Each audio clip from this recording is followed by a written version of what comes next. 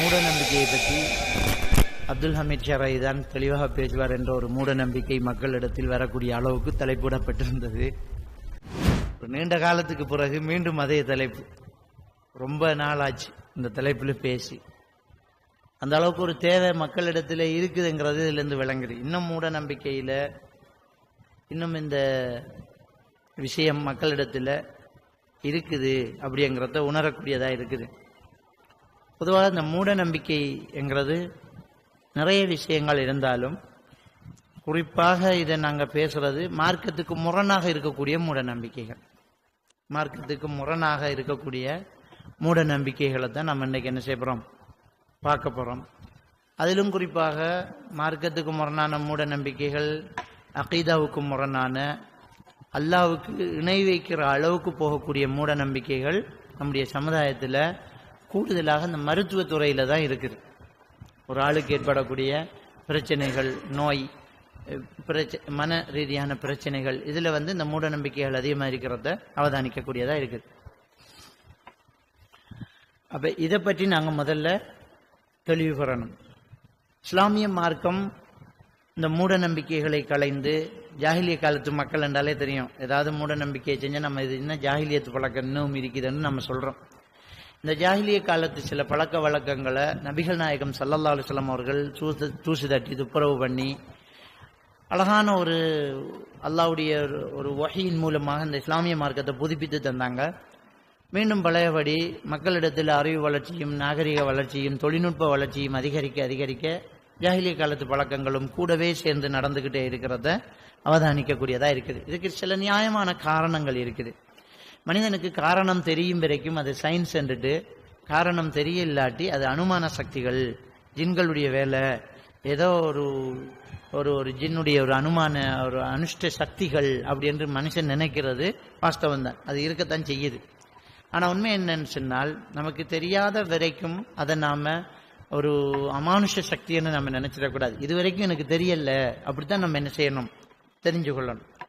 அந்த அடிப்படையில் தான் இந்த மருத்துவத்துறையில் சில நோய்க்கான காரணங்கள் தெரியுது. கேன்சர் வந்ததுக்கு என்ன காரணம், கிட்னி ட்ரபிள் ஆனதுக்கு என்ன காரணம், விளங்கிட்டா, கண்ணில் பார்வை மங்கினதுக்கு என்ன காரணம், ஏன் வயிற்று வலி வருது, ஏன் முதுகு வலி வருது, ஏன் கையை தூக்க முடியலை, இதெல்லாம் காரணம் ஹாஸ்பிட்டலில் எக்ஸ்ரே எடுத்துட்டு ஸ்கேன் பண்ணிவிட்டு ஒரு ரிப்போர்ட் எடுத்துகிட்டு யூரின் டெஸ்ட் பண்ணிவிட்டு கிட்னி ஃபங்க்ஷனை பார்த்துட்டு அவங்களுக்கு என்ன நடந்திருக்குது, இப்படி நடந்திருக்குதுன்னு சொன்னோடனே நமக்கு விளங்குது. அப்போ சார் அதுக்கு மருந்து தாங்க அப்படின்றோம்.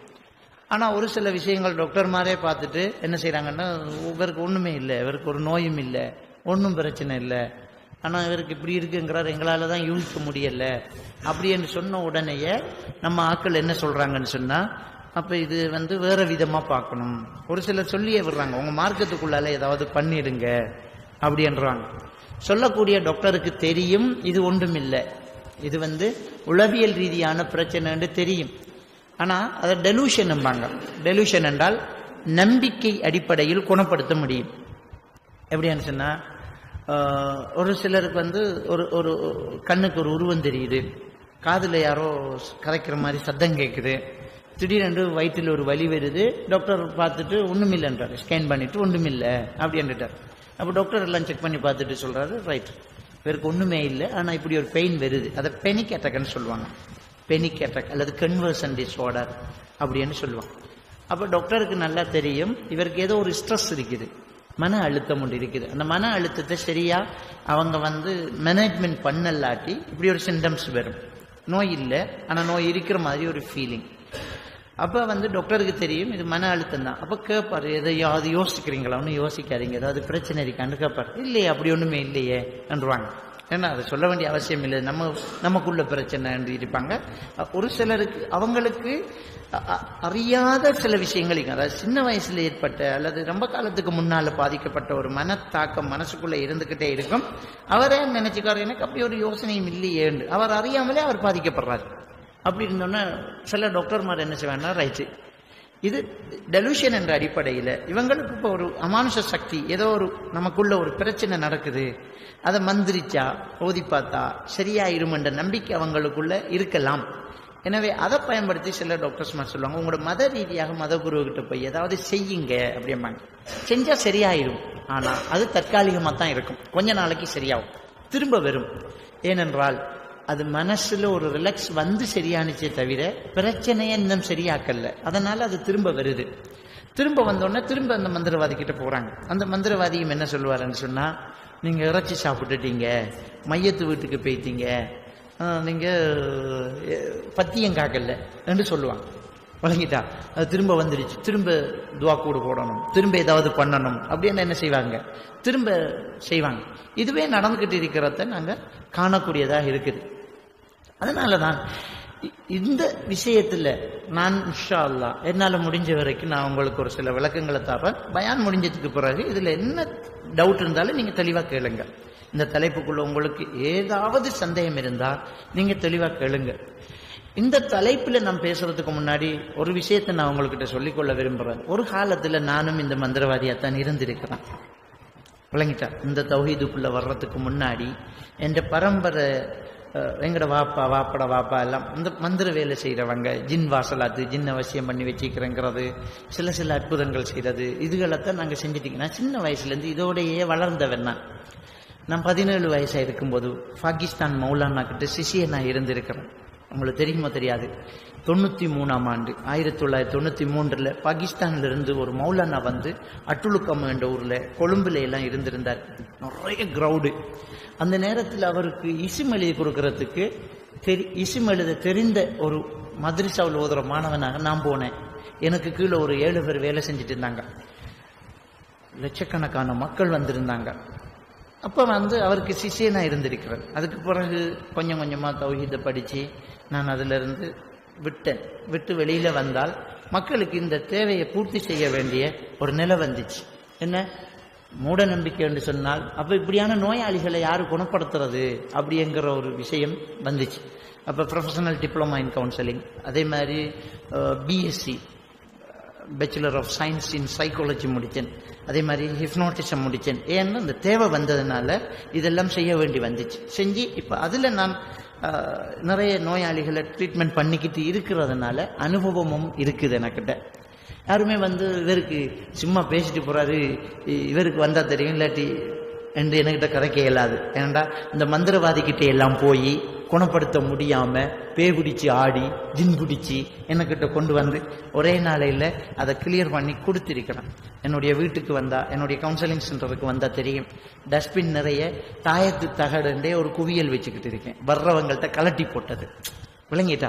அப்ப இதனெல்லாம் தெரியாம பேசல, அனுபவப்பட்டு நானே செஞ்சு நானே திருந்தி நானே மக்களுக்கு அதை செய்து காட்டி சொல்லி காட்டி இதை நிரூபிச்சு காட்டி, அது மட்டும் இல்லாம இதுக்காக வேண்டிய நாம் சில மெஜிக்குகளையும் படிச்சிருந்தேன்.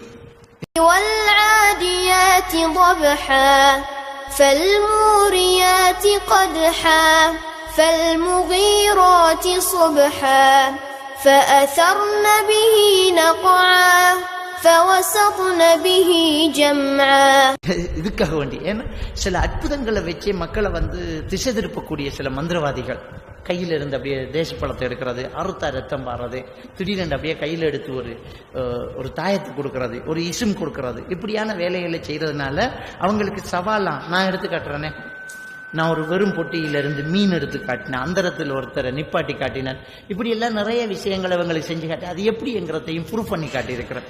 அதனால இது நான் இதை சொல்றேன்டா தெரியாம ஒன்றும் பேசல, தெரிஞ்சுக்கிட்டு தான் பேசுறேன், இதை அனுபவிச்சுட்டு பேசுறேன், இதை எப்படி ட்ரீட்மெண்ட் பண்றேங்கிறத தெரிஞ்சுக்கிட்டு பேசுறேன். அதனாலதான் நான் சொல்றேன், தைரியமா நீங்க என்னவாக இருந்தாலும் கடைசியில கேள்வியா கேளுங்க. அப்ப இந்த மூட நம்பிக்கை சம்பந்தமாக இஸ்லாம் என்ன சொல்லி இருக்குது அப்படிங்கறத நாங்க பார்த்துடலாம். இந்த நோயின் வகைகள் எல்லாம் இருக்குது, அதை மட்டும் பேசினாலே நீண்ட நேரம் ஆயிரும். டவுட் சந்தேகம் அப்படின்ற விரக்களை நான் சொல்றேன். தேவைப்பட்ட ஒரு சில நோய்களையும் பற்றி நான் உங்களுக்கு விளங்கப்படுத்துறேன். முதல்ல இஸ்லாமிய மார்க்கம் ஒரு தெளிவான ஒரு விஷயத்துல நம்மளை விட்டுட்டு போகுது. ரசூலுல்லாஹி ஸல்லல்லாஹு அலைஹி வஸல்லம் அவங்க சொல்லி காட்டுறாங்க, உங்களை நான் ஒரு தெளிவான கொள்கை மீது விட்டுட்டு போறேன் அப்படிங்கிறாங்க. ஒரு தெளிவான ஒரு கொள்கையில நான் உங்களை விட்டுட்டு போறேன், அதனுடைய இரவு கூட பகலை போன்றது அப்படி என்று நபிகள் நான் ஸல்லல்லாஹு அலைஹி வஸல்லம் என்னைறாங்க சொல்லிட்டு போறாங்க. அப்ப இந்த குர்ஆன் ஹதீஸ் ஒரு தெளிவான ஒரு விஷயம். இதுல எந்த ஒரு இருட்டு கிடையாது, மறைவு கிடையாது, இதுல எந்த ஒரு கஷ்டமும் கிடையாது. அவ்வளவு தெளிவான மார்க்கத்துல இஸ்லாத்துல நாங்க இருந்துகிட்டு இருக்கிறோம். இதுல நபிகள் நாயகம் ஸல்லல்லாஹு அலைஹி வஸல்லம் அவர்கள் அப்பவே அந்த சமுதாயத்துக்கு சில விஷயத்தை சுட்டி காட்டினாங்க. என்ன சொன்னாங்கண்டா, இன்னல்லாஹ ஜஅல லிக்குல்லி தாயின் தவான் ததாவ் வலா ததாவ் பில் ஹராம். அல்லாஹ் எல்லா நோய்க்கும் மருந்து வைத்து படைத்திருக்கிறான், மருந்து செய்யுங்க, ஆனால் ஹராத்தை கொண்டு மருந்து செய்யாதீங்கன்னு நபிகள் நாயகம் ஸல்லல்லாஹு அலைஹி வஸல்லம் அவங்க சொல்லி காட்டுறாங்க. அப்ப நோய் என்கிற ஒன்று அல்லாஹ் படைத்திருக்கிறான். நம்மளுக்கு சோதனைக்காக நோய் வரும், அந்த சோதனை அந்த நோய்க்கு மருந்து இருக்குது, நீங்க மருந்து செய்யுங்க அப்படி என்று நபிகள் நாயகம் ஸல்லல்லாஹு அலைஹி வஸல்லம் என்னறாங்க சொல்லி காட்டுறாங்க. எல்லா நோய்க்கும் மருந்து இருக்குது, மருந்து செய்யுங்க அப்படிங்கிறாங்க. அப்ப இந்த நோய்க்கு மருந்தையும் நபிகள் நாயகம் ஸல்லல்லாஹு அலைஹி வஸல்லம் ஒரு சில மருந்து அவரே சொல்லி இருக்கிறாங்க.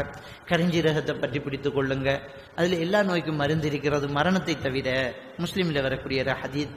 அதே மாதிரி ரூதுல் ஹிந்த்ங்கிறது, ரூதுல் ஹிந்த் என்றால் இந்தியாவில் இருந்து வரக்கூடிய ஒரு குச்சி, அங்க ரசூலுல்லாஹ் காலத்தில் அங்க போயிருக்குது. ரசூலுல்லாஹ் காலத்திலேயே அந்த குச்சி அந்த அரபு நாட்டு சவுதி அரேபியாவுக்கு போயிருக்குது. அதுக்கு அரபியில சொல்றது ரூதுல் ஹிந்த் என்று சொல்றது. அதை தமிழ்ல சொல்லுவாங்க அகிலக்கட்டை அப்படின்னு சொல்லுவாங்க. முஸ்லிம்ல வரக்கூடிய ஒரு ஹதீஸ் ரசூலுல்லாஹி ஸல்லல்லாஹு அலைஹி வஸல்லம் சொல்றாங்க, இந்த அகிலக்கட்டையில் 7 நோய்க்கு மருந்து இருக்குது. நாசி அலர்ஜிக்கு அதுல இருந்து எண்ணெயை சொட்டு மருந்து அப்ப பயன்படுத்துறீங்க. அதையும் ரசூலுல்லாஹி ஸல்லல்லாஹு அலைஹி வஸல்லம் சொல்லியிருக்கிறாங்க, ஹதீஸ்ல நாங்க காணக்கூடியதா இருக்குது. இது மாதிரி ஒரு சில மருத்துவ முறைகள் சஹாபாக்கள் காலத்துல இருந்துச்சு. இது போக தெரிந்தவங்க தெரிந்து கொண்டாங்க, ஹலாலான முறையில ஹராம் இல்லாத மருந்துகளை செய்யலாம் அப்படிங்கறத ரசூலுல்லாஹி ஸல்லல்லாஹு அலைஹி வஸல்லம் சொல்லி காட்டுறாங்க. இப்ப என்ன இந்த விஷயத்துல நோய் என்கிற ஒன்றை நம்ம 2-3 பிரிச்சுட்டோம். ஒன்று உடல் நோய், இன்னொன்று பேய் நோய் என்று நம்ம பிரிச்சுக்கிட்டோம். இந்த பேயோட சம்பந்தப்பட்ட ஜின்னோடு சம்பந்தப்பட்ட நோய் என்று நாங்க என்ன செஞ்சுக்கிட்டோம், பிரிச்சுக்கிட்டு அதை விரட்டுறதுக்கு, ஜின்னை விரட்டுறதுக்கு, அதை காலி பண்றதுக்கு, அதனால அமானுஷ சக்தியால வந்ததுக்கு ஏதோ ஒரு விசித்திரமா இருக்குது, இதை வெட்டுறதுக்குன்னு சொல்லி ஒரு சில மருத்துவர்கள் முளைச்சு இழந்துட்டாங்க. ஆனால் ஏதோ அவர்களுடைய கைதந்திரமோ அவர்களுடைய சில ட்ரிக்ஸுகளோ அல்லது கால ஓட்டத்தில் மனிதனை வழிகெடுக்கிறதுக்காக ஷைத்தான் அவர்களுக்கு செய்யக்கூடிய உதவிகளோ சில அற்புதங்களும் நடக்கத்தான் செய்தது. நபிகள் நாயகம் ஸல்லல்லாஹு அலைஹி வஸல்லம் சொன்னாங்க, மன் அத்தா காஹினன் வ அர்ராஃபன் வ ஸத்தக பிமா யகுல் ஃபகத் கஃபர பிமா உன்ஸில அலா முஹம்மத். யார் குறிகாரன் சாத்திரகாரனிடம் போய் அவன் சொல்வதை உண்மை என்று நம்புகின்றானோ அவன் குர்ஆனை நிராகரித்து விட்டான், முஹம்மது நபி மீது இறக்கப்பட்ட குர்ஆனை நிராகரித்து விட்டான் என்று நபிகள் நாயகம் ஸல்லல்லாஹு அலைஹி வஸல்லம் சொல்றாங்க. அப்ப இந்த குறி சாத்திரம் பார்க்கிறது அந்த காலத்துல இருந்திருக்குது. சாத்திரம் பார்க்கிறது, குறி பார்க்கிறது அப்படிங்கிறது அந்த காலத்துல இருந்திருக்குது. அப்ப ரசூலுல்லாஹி ஸல்லல்லாஹு அலைஹி வஸல்லம் அப்படி போகாதீங்க, அவன் போய் அவன் சொல்றத நீங்க நம்பினால் நீங்க குர்ஆனை நிராகரித்து விட்டீர்கள் அப்படிங்கிறாங்க. அதே மாதிரி இன்னொரு ஹதீஸ்ல வருது, மன் அத்தா காஹினன், யார் குறிகாரன்ட்ட போறானோ அவன் லன் துக்பலு ஸலாத்து 40 லைலா, அவனுடைய 40 நாளைய தொழுகைகள் அங்கீகரிக்கப்படாதுங்கிறாங்க. போனா நம்பணுங்கிறது இல்லை, குறிகாரன்கிட்ட போனாலே 40 நாளைய தொழுகை அங்கீகரிக்கப்படாது. போய் உண்மை என்று நம்பினால் குர்ஆனை நிராகரித்ததுக்கு சமனாகுது அப்படின்னு நபிகள் நாயகம் ஸல்லல்லாஹு அலைஹி வஸல்லம் சொல்றாங்க. இது எந்த அளவுக்கு போயிட்டுன்னு சொன்னால், இந்த குறி சாத்திரம் பார்க்கிறது நம்மளோட குர்ஆனையே நிராகரித்து நம்மளை வெளியாக்கக்கூடிய ஒரு பெரிய ஒரு பாவம். இந்த பாவத்தை இன்றைய நவீன தொழில்நுட்பம் கூட நம்மளை செய்ய வைக்குது. ஏன்னா குறிகாரனுக்கிட்ட இல்லை, நம்ம போன்லயே ஒரு சாஃப்ட்வேர், அந்த சாஃப்ட்வேரை என்னுடைய எதிர்காலம் எப்படி இருக்கும் அப்படிங்கிறத நம்முடைய பேரு கொடுத்து, நம்முடைய ஐடி கொடுத்து, நம்முடைய ஃபோன் நம்பர் கொடுத்து, நம்முடைய பர்த் ஆஃப் டேட் கொடுத்து, இதெல்லாம் கொடுத்த உடனே அது சர்ச் பண்ணிட்டு ஒரு முடிவு வருது, உன்னுடைய ஃபியூச்சர்ல நீ இப்படி இருப்ப, நீ ஒரு வில்லன், நீ ஒரு ஹீரோ அப்படின்னு வருது. அதை உடனே ஃபேஸ்புக்ல ஷேர் பண்றாங்க, என்னுடைய இதை பாருங்க அப்படின்னு ஷேர் பண்றாங்க. அப்ப இந்த யூதர்களுடைய சதித்திட்டம் எப்படி கண்டால், நீங்க இந்த பாவத்தை செஞ்சே ஆகணும். இன்னைக்கு மனுஷன் படிச்சு இந்த குறி சாத்திரம் பார்க்கிறவன் குறைஞ்சா அவன் இந்த பாவத்தை செய்ய மாட்டானே. அப்ப என்ன செய்யறான், உங்க கையில இருக்கிற எல்லா போனும் குறி சாத்திரம் காரணம் ஆயிட்டான். நமக்கு ஒரு சாஃப்ட்வேர் இறக்கிட்டு நீயே பார்த்துக்கோ, குறி பார்த்துக்க, சாத்திரம் பார்த்துக்க, உன் எதிர்காலத்தை தீர்மானிச்சுக்க என்று சொல்லி. அதே மாதிரி கிளி ஜோசியம், அப்படி எலி ஜோசியம், கிளி ஜோசியம் என்கிறது பூ பேரை சொல்றது, இப்படியான ஜோசியம் ஒரு காலத்துல இருந்துச்சு. இப்ப கம்ப்யூட்டர் மூலமாக ஜோசியம் வழங்கிட்டான். சில நேரம் திடீரென்று நம்ம போனுக்கு ஒரு கால் வரும், ஓகே பண்ணினா நான் இன்னும் வைத்தியர் பேசுறேன், ராசி பலன் திருமணம் சம்பந்தப்பட்ட பிரச்சனை, உங்க பிரச்சனைகளை நீங்க என்னோட பேசிக்கலாம், நான் புகழ் பெற்றவன் என்று ஒருத்தன் பிசினஸ் பண்ணிக்கிட்டு இருக்கிறான். அப்ப இந்த கூவி அழைத்து இந்த பாவத்தை செய்ய வாங்க அப்படிங்கிறத நம்ம போன் ஊடாக செஞ்சுக்கிட்டே இருக்கிறத இன்னைக்கு இந்த யூத சதிகள் இருக்கிறத நாங்க பார்க்கலாம். அப்ப இப்படியாக இந்த குறி சாத்திரம் பார்க்கறத ரசூல்லா தடுத்தாங்க. அது குர்ஆனை நிராகரிக்கிற பாவம்னு சொன்னாங்க. அந்த காலத்துல அது இருந்திருக்குது. இந்த நேரத்துல ஆயிஷா ரலியல்லாஹு தஆலா அன்ஹு ரசூலுல்லாஹி ஸல்லல்லாஹு அலைஹி வஸல்லம் அவங்கள்ட்ட ஒரு கேள்வி கேட்கிறாங்க. யா ரசூலல்லாஹ், குறி சாத்திரம் பார்க்க கூடாதுங்கிறீங்க, ஆனா அவங்க சொல்றதுல சிலது உண்மை இருக்குதே, அப்படி ஒரு கேள்வி. ஏன்னா அந்த கேள்வி இப்ப நமக்கு வருது. இந்த கேள்வி நமக்கு வருது ஏனென்றால் நம்மளே பார்க்கிறோம். இந்த குறி சாத்திரம் சொல்ல போனா இப்படியே சொல்றானே, நம்ம போயிருக்கிறோம், நம்ம ரோட்டை சொல்றான், நம்ம எதுக்கு வந்தேன்னு அவன் சொல்றான், நம்மகிட்ட ஒரு தகவலும் கேட்கல. அவன் நம்பரை மட்டும் கேட்டான், ஒரு பேர் கேட்டான், ஒரு பறவோட பேர் சொல்லுங்கண்ணா, ஒரு பூவோட பேர் சொல்லுங்கண்ணா, உங்களோட பேரை சொல்லுங்க, உம்மார் பேரை சொல்லுங்கண்ணா, ஒரு கணக்கு போட்டு பார்த்தான். நீங்க ஒரு பிசினஸ் விஷயமா வந்திருக்கிறீங்க, அண்மை காலமா நீங்க ரொம்ப லொஸ்டா இருக்கிறீங்க, உங்களுக்கு கூட இருந்தவங்க உங்க கழுத்து அறுத்திருக்கிறான், நீங்க எவ்வளவு தொழில் செஞ்சாலும் உங்க கையில காசு நிக்க மாட்டேங்குது, கரெக்டா கேட்டோன்னு சரிதான். அப்ப ஆயிஷா ரலியல்லாஹு தஆலா அதை எப்படி சொல்றேங்கிறத நான் சொல்றேன். அதுல நிறைய ட்ரிக்ஸ் இருக்குது. ஆனா ரசூலுல்லாஹி ஸல்லல்லாஹு அலைஹி வஸல்லம் ஷைத்தானுடைய சில வேலைகளும் இருக்குதுன்னாங்க. எப்படி? அது புகாரி முஸ்லிமில வரக்கூடிய ஹதீஸ். ஆயிஷா ரலியல்லாஹு தஆலா கேட்கறாங்க, ரசூலுல்லாஹ் அவங்க சொல்றதுல உண்மையும் இருக்குது. உண்மை இருந்தா நம்பணும்ங்கிறது விதி கிடையாது. முதல்ல அந்த அடிப்படை அறிவை நம்ம வளர்த்து கொள்ளணும். தஜ்ஜாலை பற்றி ரசூலுல்லாஹி ஸல்லல்லாஹு அலைஹி வஸல்லம் என்ன சொன்னாங்கன்னா, எல்லா நபிமார்களும் அவங்களுடைய உம்மத்துக்கு தஜ்ஜாலை பற்றி எச்சரிக்கை பண்ணியிருக்கிறாங்க. நான் ரொம்ப அதிகமா எச்சரிக்கை பண்றேன்ங்கிறாங்க. நான் ரொம்ப அதிகமா எச்சரிக்கை பண்றேன் என்கிறாங்க. என்ன எச்சரிக்கை தஜ்ஜாலை பற்றி? தஜ்ஜால் நாளை மறுமை நெருங்கும் போது, மறுமை நாள் நெருங்கும் போது தஜ்ஜால் வருவான். அவன் சில அற்புதங்களை செய்ய போறான். தஜ்ஜால் சில அற்புதங்களை செய்ய போறான். வானத்தை பார்த்து மழை பொழி என்பான், மழை பொழியும். பூமியை பார்த்து முளைத்திடு என்பான், முளைக்கும். அவனை நம்பியவர்களுக்கு செல்வம் பெருகும், அவனை எதிர்த்தவங்களுக்கு வறுமை நெருங்கும். எந்த அளவு கண்டா அவனை எதிர்த்தவங்க கால்நடைகள் கூட மெலிந்து சாகத்தை பார்க்கும். அவனை நம்பியவங்களுடைய கால்நடைகள் கொழுத்து செழித்து செழிப்பாகும். அவன் ஒருத்தனை ரெண்டா வெட்டி 2 குண்டுக்கு இடையில நடந்துட்டு அவனை திரும்ப ஒட்டி உயிர் கொடுத்து எழுப்பி, உயிர் கொடுக்கிறவன் நான் தான், ரப்பு நம்புறீங்களான்னு கேட்பான். இப்படி பல அற்புதங்கள் அவன் செய்வான் என்று நபிகள் நாயகம் ஸல்லல்லாஹு அலைஹி வஸல்லம் சொல்லி, அவன் பொய்யன், அவன் மசீஹ் தஜ்ஜால், அவன் பொய்யன் அப்படின்னு நபிகள் நாயகம் ஸல்லல்லாஹு அலைஹி வஸல்லம் சொல்றாங்க. அவனை காவிரன்னு சொன்னா தான் சொர்க்கம் அப்படிங்கிறாங்க. இதை விட வேற என்ன அற்புதம் வேணும்? ஒருத்தரை ரெண்டா வெட்டிட்டு உயிர் கொடுக்கிறத விட ஒரு அற்புதம் இருக்குது. ஆறாலே முடியுமா?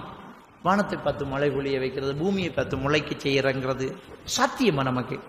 ஆனா அது உண்மையா நடக்குதுங்கிறதுனால அவனுக்கு இறை தொடர்பு இருக்குன்றது அர்த்தம் இல்லைங்கிறத அடிப்படையில நாம அறிந்திருக்கிறோம். நம்ம எல்லாருமே தஜ்ஜால் வந்தா எதுக்கணும் என்கிற மனநிலையோடு இருக்கிறோம். அவ்வளவு பெரிய அற்புதம் காட்டுற தஜ்ஜால காவிர் என்று சொல்ற இந்த நாவால உங்க வீட்டு ரகசியத்தை சொல்லி, உங்களுக்குள்ள நடந்த நோயை பற்றி சொன்ன ஒரு குறி சாத்திரன் சொன்னவன அதை எப்படி மறக்க முடியும்? சரியா சொன்னானேங்கிறோம். இஸ்லாம் போகாத என்றால் அவன் சரியா சொன்னாலும் போகக்கூடாது. அந்த அகீதாவுல உறுதி நமக்குள்ள இருக்கணும். நம்முடைய ஈமான் பலமாக இருந்தால் நம்மளை யாருமே வழிகெடுக்க முடியாது. அந்த அடிப்படையை நம்ம தெளிவாக வச்சுக்கொள்ளணும். சரி, இனி ரசூலுல்லாஹ் என்ன விளக்கம் சொல்றாங்க அப்படிங்கறத பார்ப்போம். புகாரி முஸ்லிமில் வரக்கூடிய ஹதீஸ். ஆயிஷா நாயகிட்ட ரசூலுல்லாஹி ஸல்லல்லாஹு அலைஹி வஸல்லம் சொல்றாங்க, அல்லாஹ் தஆலா இந்த உலகத்தில் ஏதாவது நடத்த நாடிவிட்டால் அதை அரிசி சுமந்திருக்கக்கூடிய மலக்குமார்கள்ட்ட சொல்லுவான். அந்த மலக்குமார்கள் அல்லாஹு அக்பர், சுப்ஹானல்லாஹ் என்று சொல்லுவாங்க. அவர்களுடைய இறக்கைகளை அசைப்பார்கள். அது சலங்கையை போட்டால் ஒலி வரும் அளவுக்கு ஒரு சத்தம் கேட்கும். அந்த சத்தத்தை கேட்டதும் மற்ற மலக்குமார்கள் எல்லாம் அடிச்சு விழுந்துருவாங்க. திரும்ப அவங்க மயக்கம் தெளிஞ்சி என்ன அல்லாஹ் நாடி இருக்கிறான் என்று அவர்கள் மற்ற மலக்குமார்களிடம் கேட்க, அவர்கள் இப்படி அல்லாஹ் செய்ய போனான்னு சொல்லுவாங்க. அதுக்கு மற்ற மலக்குமார்கள் அல்லாஹ் நாடியதை செய்து விடுவான் என்று சொல்லுவாங்க. இப்படியே வானத்தில் உள்ள மலக்குமார்கள் பேசும்போது இந்த ஜின்னினங்கள் ஒன்றின் மேல் ஒன்று ஏறி அதை கையை வச்சு ரசூலுல்லாஹ் சொல்லி காட்டுறாங்க. இது புகாரி முஸ்லிமில் வரக்கூடிய ஹதீஸ். கையை ஒன்றுக்கு மேல ஒன்று வச்சு காட்டுறாங்க. ஒன்று மேல் ஒன்று ஏறி ஜின்னினங்கள் உலகத்தினுடைய வானம் வரைக்கும் போய் அந்த வானுலகத்தில் மலக்குமார்கள் பேசுவதை ஒத்து கேட்கிறது. ஒத்து கேட்கக்கூடிய அந்த ஜின்களுக்கு அல்லாஹ் தஆலா எரிகற்களை அனுப்புகிறான், நட்சத்திரங்களை எரிகற்களாக அனுப்புகிறான். அந்த எரிகற்கள் படுவதற்கு முன்னால் அவை கீழே குனிந்து அடுத்த ஜின்னுக்கு அந்த செய்தியை சொன்னால், விளங்கிட்டா, எரிகற்கள் விழுந்து அந்த மெசேஜ் வராது. ஆனா அல்லாஹ் நாடினால் சோதனைக்காக அந்த எரிகற்கள் வர்றதுக்கு முன்னாலே அடுத்த ஆளுக்கு அந்த செய்தியை சொல்லிடுது. அது சொன்னால் அந்த ஜின்களினூடாக அந்த செய்தி உலகத்தில் வந்து அந்த ஜின் குறிகாரன் சாத்திரகாரனுடைய காதில் இன்னும் 100 பொய்யை சேர்த்து ஊதி விடுகிறது. இன்னொரு ரிவாயத்தில் 99 பொய்யை சேர்த்து ஊதி விடுகிறது. அதனால தான் ஆயிஷா அவர்கள் சொல்வதில் சிலது உண்மையாக இருக்கிறது என்று நபிகள் நாயகம் ஸல்லல்லாஹு அலைஹி வஸல்லம் சொல்றாங்க. இது புகாரி முஸ்லிமில் வரக்கூடிய ஹதீஸ். அப்ப நம்ம என்ன விளங்குறோம் சொன்னால், ஜின்னினங்கள் இந்த குறிகாரன் சாத்திரகாரனுக்கு உதவி செய்தே தவிர ஜின்னினத்தை இவன் வசியம் பண்ணி வச்சிருக்கல. ஏன்னா ஜின்னை வசியம் பண்ண முடியாது. சுலைமான் நபிக்கு பிறகு யாரும் வசியம் பண்ண முடியாது. அதை நான் பிறகு பேசுறேன்னா, அந்த தலைப்பு வரும்போது நான் பேசிக்கிறேன். அப்ப நம்ம தெளிவாக விளங்கணும் என்னென்றால், ஜின்ன மனுஷன் வசியம் பண்ணல, மனுஷனை ஜின்னு வச்சுக்கிட்டு இருக்குது வழிகெடுக்கிறதுக்காக. இவருக்கே தெரியாது, இந்த குறிகாரன் சாத்திரகாரன்னு தெரியாது, நம்ம இதை எப்படி பேசணும்னு அவருக்கே தெரியாது. அவர் நாவில் அது வந்துச்சு, அது நாவில் வந்துச்சு. வந்து அவர் என்ன செய்யறாரு, ஒரு சில விஷயத்த பேசுறாரு. அப்படித்தான் நடக்குது. எங்க வாப்பா குறி சாத்திரம் பார்த்தவர் தான், அவர்கிட்ட நிறைய அற்புதங்கள் நடந்திருக்குது, விளங்கிட்டான். அப்ப பாப்பா கிட்ட கேட்ட வாப்பா சொல்றாரு, எனக்கு தெரியல, எனக்கு அந்த நம்பர் வந்துச்சு, அப்படி சொல்லணும் போல தோன்றுச்சு, சொன்னா எனக்கு தெரியலங்கிறார். கண்டிப்பா இது ஹதீஸ் உண்மையாகுது, விளங்கிட்டா. எனக்கிட்ட நடந்த ஒருத்தர் வந்து என்கிட்ட சொல்றாரு, எனக்கு இப்படி நடந்துச்சு உங்க வாப்பா கிட்ட. எப்படி, எங்க ஒரு கொஞ்சம் மனநோயாளி ஒருத்தர் வீட்டில இருந்து திடீரென்று காணாம போயிட்டார். காணாம போனோம், நாங்க அது சம்பந்தமா பார்க்க போனோம். அவரும் தஹ்வீதுக்கு வந்துட்டார். வந்துட்டு நான் சம்பந்தப்பட்ட ஒரு விஷயம் உங்க வாப்பா கிட்ட இப்படி நடந்துச்சு. அப்போ கொள்கை இல்லை, நீங்கெல்லாம் சின்ன பிள்ளைங்க, நாங்க உங்க வாப்பா கிட்ட வரோம். போனோன்னு டோக்கன் எடுத்துக்கிட்டு ஒரு 100 டோக்கன் கொடுப்பாங்க எங்க வீட்டுல. ஒரு நாளைக்கு 100 பேருக்கு சத்தம் சொல்லுவாரு. அல்லாஹ், அவரும் தௌபா செஞ்சு வந்துட்டார். அப்ப அந்த டோக்கன் எடுத்துட்டு நாங்க உட்கார்ந்துக்கோம். நாங்க உள்ளுக்கு போன உடனே அவங்க வாப்பா எங்க முகத்தை பார்த்துட்டு சொன்னாரு, நீங்க ஒரு உயிரை தேடி வந்திருக்கிறீங்க. நாங்க ஒண்ணுமே பேசல, நீங்க ஒரு உயிரை தேடி வந்திருக்கிறீங்க. அத வந்து கையை நீட்டி, எங்க ஊர்ல இருந்து கையை நீட்டி சொல்றாரு, மேற்கு திசையில, இந்த திசையில இந்த உயிர் இருக்குது, பாதுகாப்பான ஒரு இடத்துல இருக்குது. 3 நாளைக்குள்ள நீங்க தேடவே வேணாம், அவர் பற்றிய செய்தி அல்லது அவர் உங்ககிட்ட வருவார். எலும்பிக்கிட்டு வந்துட்டோம், காசை கொடுத்துட்டு எலும்பிக்கிட்டு வந்துட்டோம்.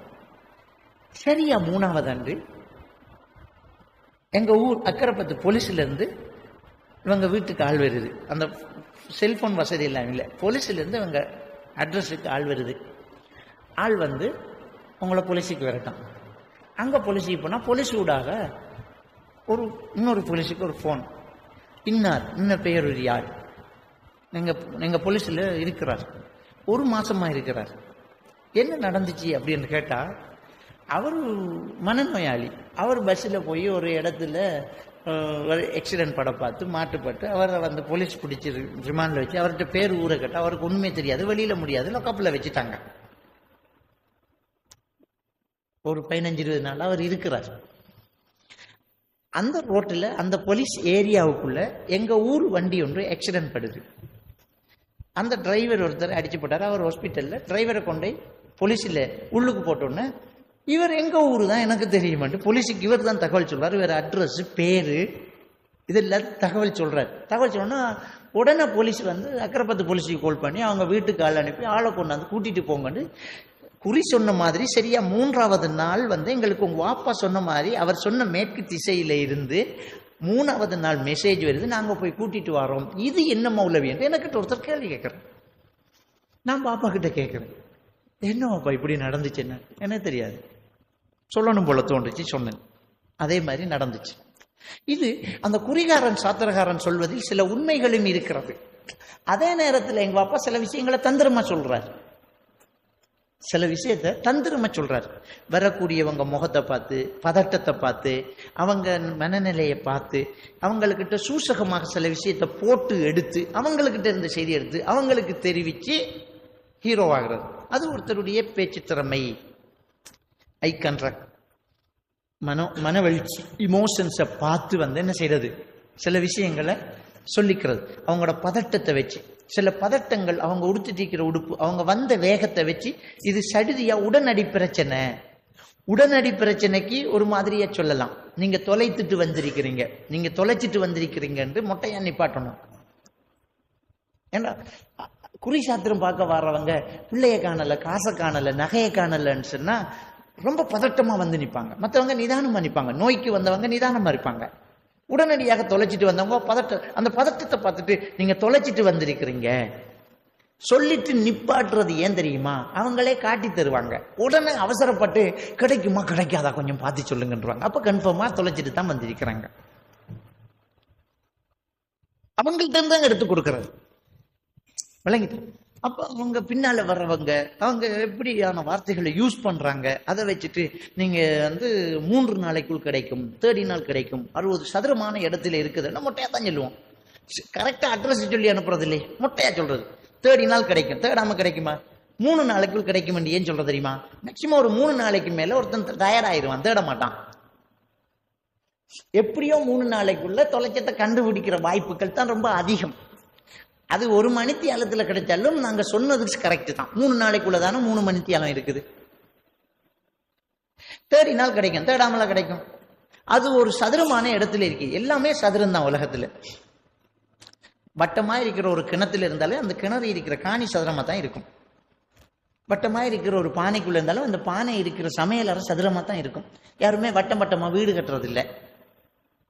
பொக்கெட்ல இருந்தா சதுரம், பொட்டியில இருந்தா சதுரம், காணியில கிடந்தா சதுரம், ரோட்ல கிடந்தா சதுரம், வாகனத்துல கிடந்தா சதுரம், எல்லாமே சதுரத்துக்குள்ள அப்படியே அடைக்கிறலாம் பாருங்க. அது ஒரு சதுரமான இடத்துல இருக்குது. இது ட்ரிக்ஸா பேசுறது. அந்த இடத்தையே சொல்லிட்டு பாருங்க, சதுரமான இடம். இது என்னடாப்பா ஆச்சரியம் இருக்குது இதுல, என்ன ஆச்சரியம் இருக்குது இதுல. இப்படி சில ட்ரிக்ஸாவும் பேசுறது இருக்குது. சிலது ஷைத்தான் நம்ம நாவில போறதும் இருக்குது. சிலது நம்ம அனுப்பின கேஸை திரும்பி வர்றது இருக்குது. அதுல பயங்கரமா சதுரம் சொல்லலாம். ஊர்ல ஒரு மந்திரவாதி இருந்தா அவன்கிட்ட தானே எதிரியும் போவான், வாதியும் போவான். வாதியும் அவன்கிட்ட தான் போவான், பிரதிவாதியும் அவன்கிட்ட தான் போவான். போய் பக்கத்து வீட்டுக்காரனோட சண்டை, சகலனோட சண்டை, எதிர் வீட்டுக்காரனோட சண்டை, அவனை எப்படியாவது கிளப்பணும், எழுப்பணும், ஏதாவது பண்ணி ஆகணும், எவ்வளவு செலவானாலும் பரவாயில்லன்னு வருவான். இவன்கிட்ட தான் ரொம்ப காசு எடுக்கலாம், எப்படியாவது அவனை கிளப்பணும். அப்ப அவனுக்கிட்ட யூஸ் பண்ற வார்த்தை எப்படி காசு எடுப்பாங்கன்னு சொன்னா, சுடலை சாம்பல் எடுத்துட்டு வா. சுடலை சாம்பல் என்ன? இந்துக்கள் மனுஷனை எரிப்பாங்கல்ல, எரிச்ச அந்த மனித பொடியை எரிச்ச அந்த சாம்பல் தான் சுடலை சாம்பல். அதுக்கு ரொம்ப பயப்படுறோம் நம்ம. சுடலை சாம்பலால செஞ்சிருக்குது. நான் குறி சாத்திரம் பார்க்க போனா கூட சொல்லுவாங்க, உங்களுக்கு சூனியம் செஞ்சிருக்குது. உங்க காணியில, உங்க கடையில, உங்க தொழில் இடத்துல, உங்க வாகனத்துல சுடலை சாம்பல் ஓதி எரிஞ்சிருக்குது. எப்படி கண்டுபிடிச்சா நீ? இப்படி கண்டுபிடிக்கிற திறமை உனக்கு இருந்தா ஏன் உன்னால மாணிக்கக்கல் இருக்கிற இடத்தை கண்டுபிடிக்க முடியல? எவ்வளவு பிரச்சனை. மெஷினை வச்சே ஏமாத்திட்டு போறான். அன்றைக்கு மாணிக்கக்கல் இருக்குதுன்னு காசு வாங்கிட்டு போறான். தோண்டினா இல்ல, யாருக்கும் தேவையில்லையே. நீ மாணிக்கக்கல் இருக்கிறத கண்டுபிடிச்சு நீயே தோண்டி ஒரு கல் எடுத்தா போதுமே. ஒரு கல் எடுத்தா கோடீஸ்வரன் ஆயிரலாமே. செய்யி. இந்த கவர்மெண்ட் பிரபாகரனை தேடக்குள்ள நாம எங்க இருந்த இந்த குறிசாத்திரன் எல்லாம் எங்க போன கண்டுபிடிச்சு கொடுத்துருக்கலாமே. இன்றைக்கு இந்த குடு கடத்துறான், தூள் கடத்துறான், ஆயுதம் கடத்துறான். பிடிச்சு கொடு. என்னத்துக்கு ஏர்போர்ட்ல ஸ்கேன் வைக்கணும்? நம்மளோட அசரத்தை கொண்டு வச்சா சரி, ஆக்களை அப்படியே பார்த்துட்டு பௌத்துக்குள்ள இருக்க எடுன்னு சொல்லலாமே. புறாடு, ஏமாத்து. அதை நம்ம தெளிவா புரிஞ்சிடணும். அப்ப இவங்கள்ட்ட இருந்து அவங்கள்ட்ட எடுத்து கொடுக்கறது, அவங்கள்ட்ட இருந்து எடுக்கிறது எப்படின்னு சொன்னா, நம்மகிட்ட வருவான் சுடலை சாம்பல் எடுத்துக்கு வாங்குறது. சில விஷயங்களை அவங்கள செய்ய வச்சு அவங்க கையாலேயே அவன் வீட்டு காணியில புதைக்க வைக்கிறது. புதைக்க வச்சுட்டு அவன் அதுல வெறுப்பை உண்டாக்குறதுக்கு சில விஷயங்கள் இருக்குது செய்யறதுக்கு. வெறுப்பை உண்டாக்குறதுக்கு சில விஷயம். உதாரணத்துக்கு பீனாரி கட்டைன்னு ஒரு மரம் இருக்குது. இந்த மருந்து கடையில, பட்டோல கடை இருக்கு தானே, மூலிகை கடை. அந்த மூலிகை கடையில நீங்க நாளைக்கு போய் கேளுங்க, ஒரு 50 ரூபா காசை கொடுத்து பீனாரி கட்டை அப்படின்னு கேளுங்க. அதுல பேரே தான் பீனாரி கட்டை. மனுஷ மலம் நாரும் அந்த கட்டையில. அந்த மரம் இருக்கிற ஏரியாவுல பயங்கர நாத்தமா இருக்கும். சரியா?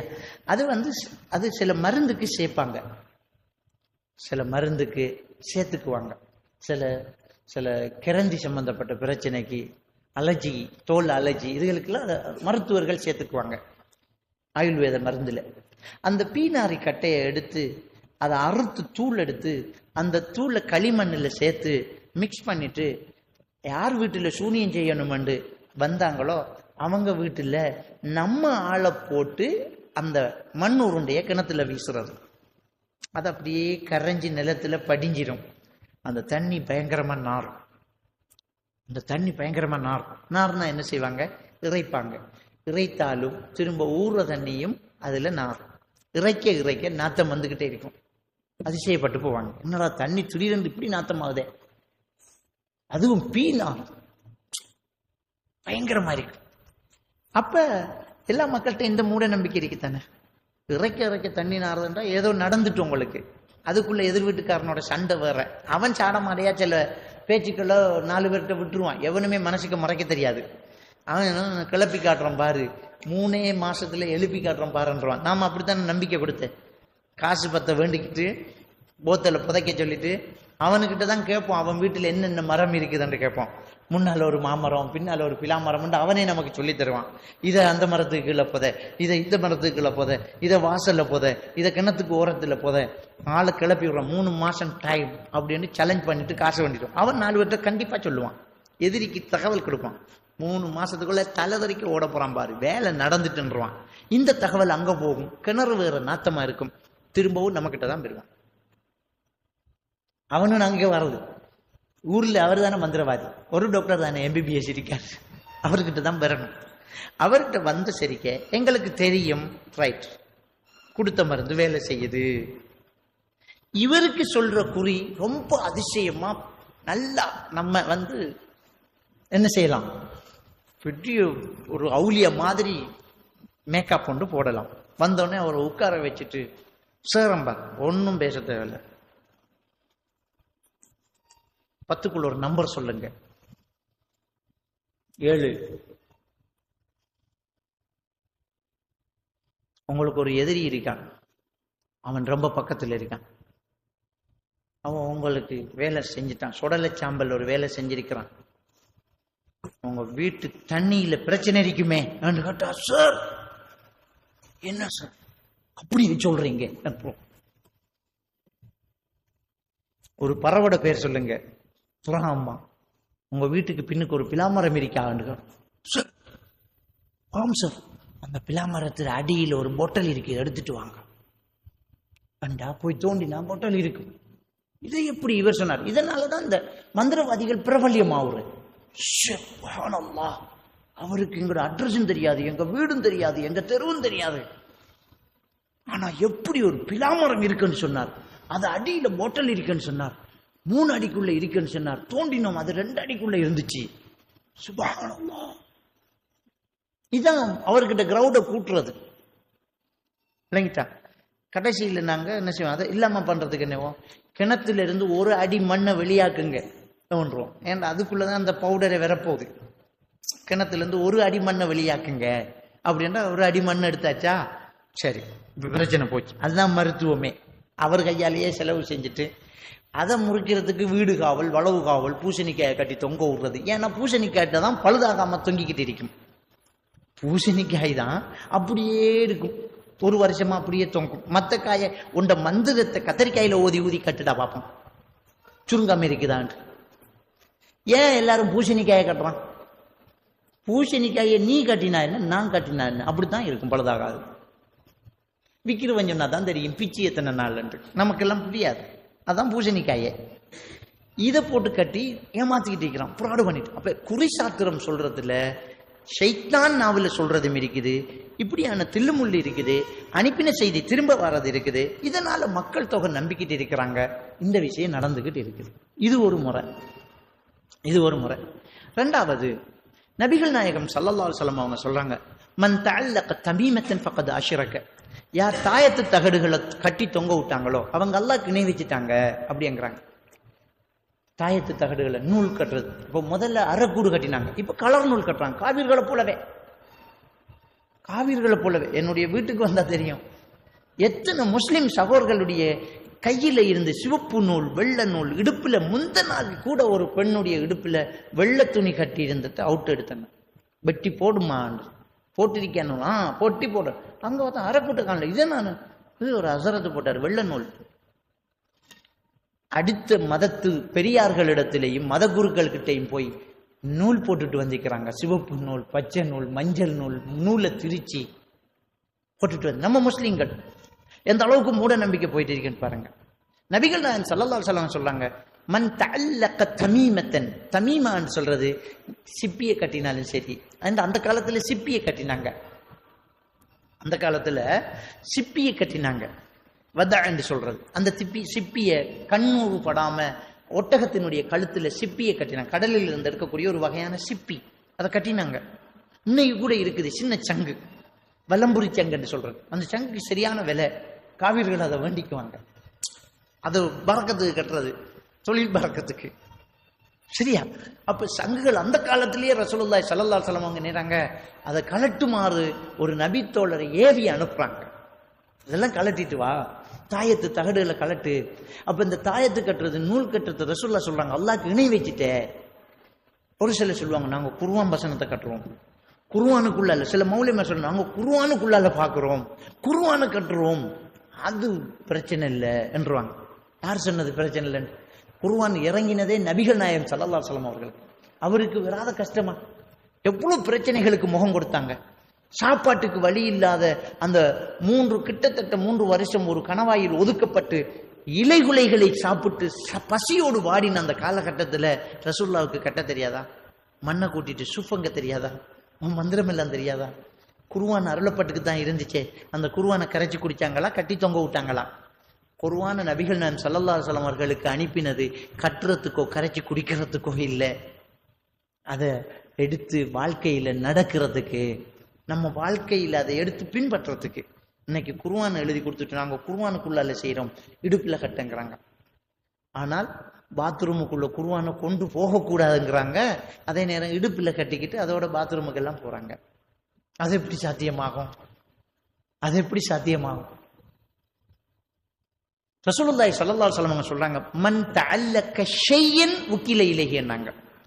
யார் எதை கட்டி தொங்க விட்டாலும் அந்த ஷையன்ங்கிற வார்த்தை எல்லாத்தையும் தான் அடங்கும். நீ குர்ஆன் எழுதி கட்டினாலும் சரி, ஹதீஸ் எழுதி கட்டினாலும் சரி, துஆக்கள் எழுதி கட்டினாலும் சரி, கட்டக்கூடாது. நம்ம நம்பிக்கை அல்லாஹ் கிட்ட இருக்கணும். ரசூலுல்லாஹ் மருந்து செய்ய சொன்னாங்க, மருந்து செய்வோம். அந்த மருந்துல நமக்கு நம்பிக்கை கடவுள் மாதிரி கிடையாது. அந்த மருந்தின் மூலமாக அல்லாஹ் நமக்கு குணப்படுத்துவான். அந்த மருந்துல, அந்த மரத்துல, அந்த பூவில், அந்த காயில, அந்த பழத்துல, அந்த எண்ணெயில் அந்த சக்தி இருக்குது என்று நம்புறோமே தவிர அதுக்கு ஒரு மகத்துவமும் மரியாதையும் கொடுக்கறது இல்லை. விளங்கிட்டார்? டெப்லெட் கீழே விழுந்து காலை மிரிபாட்டா தொட்டு கொஞ்சம் மாட்டோம். டெப்லெட்டை எடுத்து பொக்கெட்ல வச்சுக்கிட்டு சரியாயிடும்னு சொல்ல மாட்டோம். டெப்லெட்டை வேண்டி, ஒரு மருந்தை வேண்டி துணியில சுத்தி கையில கட்டிக்க மாட்டோம். அதை புழுங்குவோம், அதை பூசுவோம், அது கீழே விழுந்தா தூக்கி போட்டுட்டு போவோம். அதுக்கு எந்த மரியாதையும் கிடையாது. அதுல இருக்கிற அந்த சக்தி அல்லாஹ் தஆலா இயற்கையாக கொடுத்த இந்த ஒரு விஷயம் நம்ம நோயை குணப்படுத்தும் என்ற நம்பிக்கையில தான் மருந்து பாவிக்கிறோம். ஆனால் தாயத்து, இஸ்ம் தகடுகள் இவைகளை அந்த நம்பிக்கையில செய்யல. அது நம்ம நோயை குணப்படுத்தும்ங்கிறோம். அதனாலதான் அதை தொட்டு கொஞ்சிறதும், அதுக்கு சாம்பிராணி பிடிக்கிறதும், அதை பொக்கெட்ல வச்சுக்கிறோம். அதை பொக்கெட்ல வச்சு என்ன நடக்கும்? ஒரு தகட்டில் எழுதினா அது என்னமாலும் செய்யுமா? ஒண்ணுமே செய்யாது. அப்ப நம்பிக்கை தவறாகுது. நபிகள் நாயகம் ஸல்லல்லாஹு அலைஹி வஸல்லம் சொன்னாங்க, நீ எதை கட்டி தொங்க விட்டாலும் அதன் பக்கமே சாட்டப்படுவேன். அதன் பக்கம் என்ன? நான் சொர்க்கத்தை அதுக்கிட்ட கேளு பார்ப்போம். நீ என்ன நீ அழைக்கலையே ஆபத்துல? தகட்டத்தானே கட்டினேன், அதுக்கிட்ட கேளு, தெரிதாண்டு பார்ப்போம். அந்த போத்தலுக்கிட்ட கேளு, அந்த நூலுக்கிட்ட கேளு. புக்கில இலகி அப்படிங்கிறாங்க நபிகள் நாயகம் ஸல்லல்லாஹு. அப்ப அடுத்த கட்டமாக இந்த குறி சாத்திரம் பார்த்ததுக்கு அடுத்த கட்டமாக இந்த தாயத்து தகடுகளை கட்டி தொங்க விடுறது, இது இந்த மனுஷ சமுதாயத்தை ஒரு மூட நம்பிக்கையாக என்ன செய்து இருந்துகிட்டு இருக்குது. அதே மாதிரியாக மந்திரிக்கிற துவா, சில ஓதல்கள், ஓதுறவருக்கும் தெரியாது என்ன ஓதுறோம் என்று, ஓதப்படுறவருக்கும் தெரியாது என்னத்தை ஓதுறோம் என்று. அவுஃப் இப்னு மாலிக் ரலியல்லாஹு தஆலா இஸ்லாத்துக்கு வர்றதுக்கு முன்னாடி மந்திரிக்கக்கூடிய ருக்கியா வேலை, மந்திரிக்கக்கூடிய வேலையை அவங்க குடும்பமே செஞ்சுக்கிட்டு இருக்குது. இஸ்லாத்துக்கு வந்ததுக்கு பிறகு அந்த பழக்கத்துக்கு சில நோயாளிகள் வந்து எங்களுக்கு ஓதி பாருங்க அப்படிம்பாங்க. நபிகள் நான் ஸல்லல்லாஹு அலைஹி வஸல்லம் அவர்கள்ட்ட கேட்குறாங்க, அவுஃப் இப்னு மாலிக் ரலியல்லாஹு தஆலா, யா ரசூலல்லாஹ், இஸ்லாத்துக்கு வரதுக்கு முன்னாடி நாங்கள் ஓதி பார்க்குற குடும்பம், இப்போ இஸ்லாத்துக்கு வந்துட்டோம், நாங்கள் ஓதி பார்த்துடலாமா?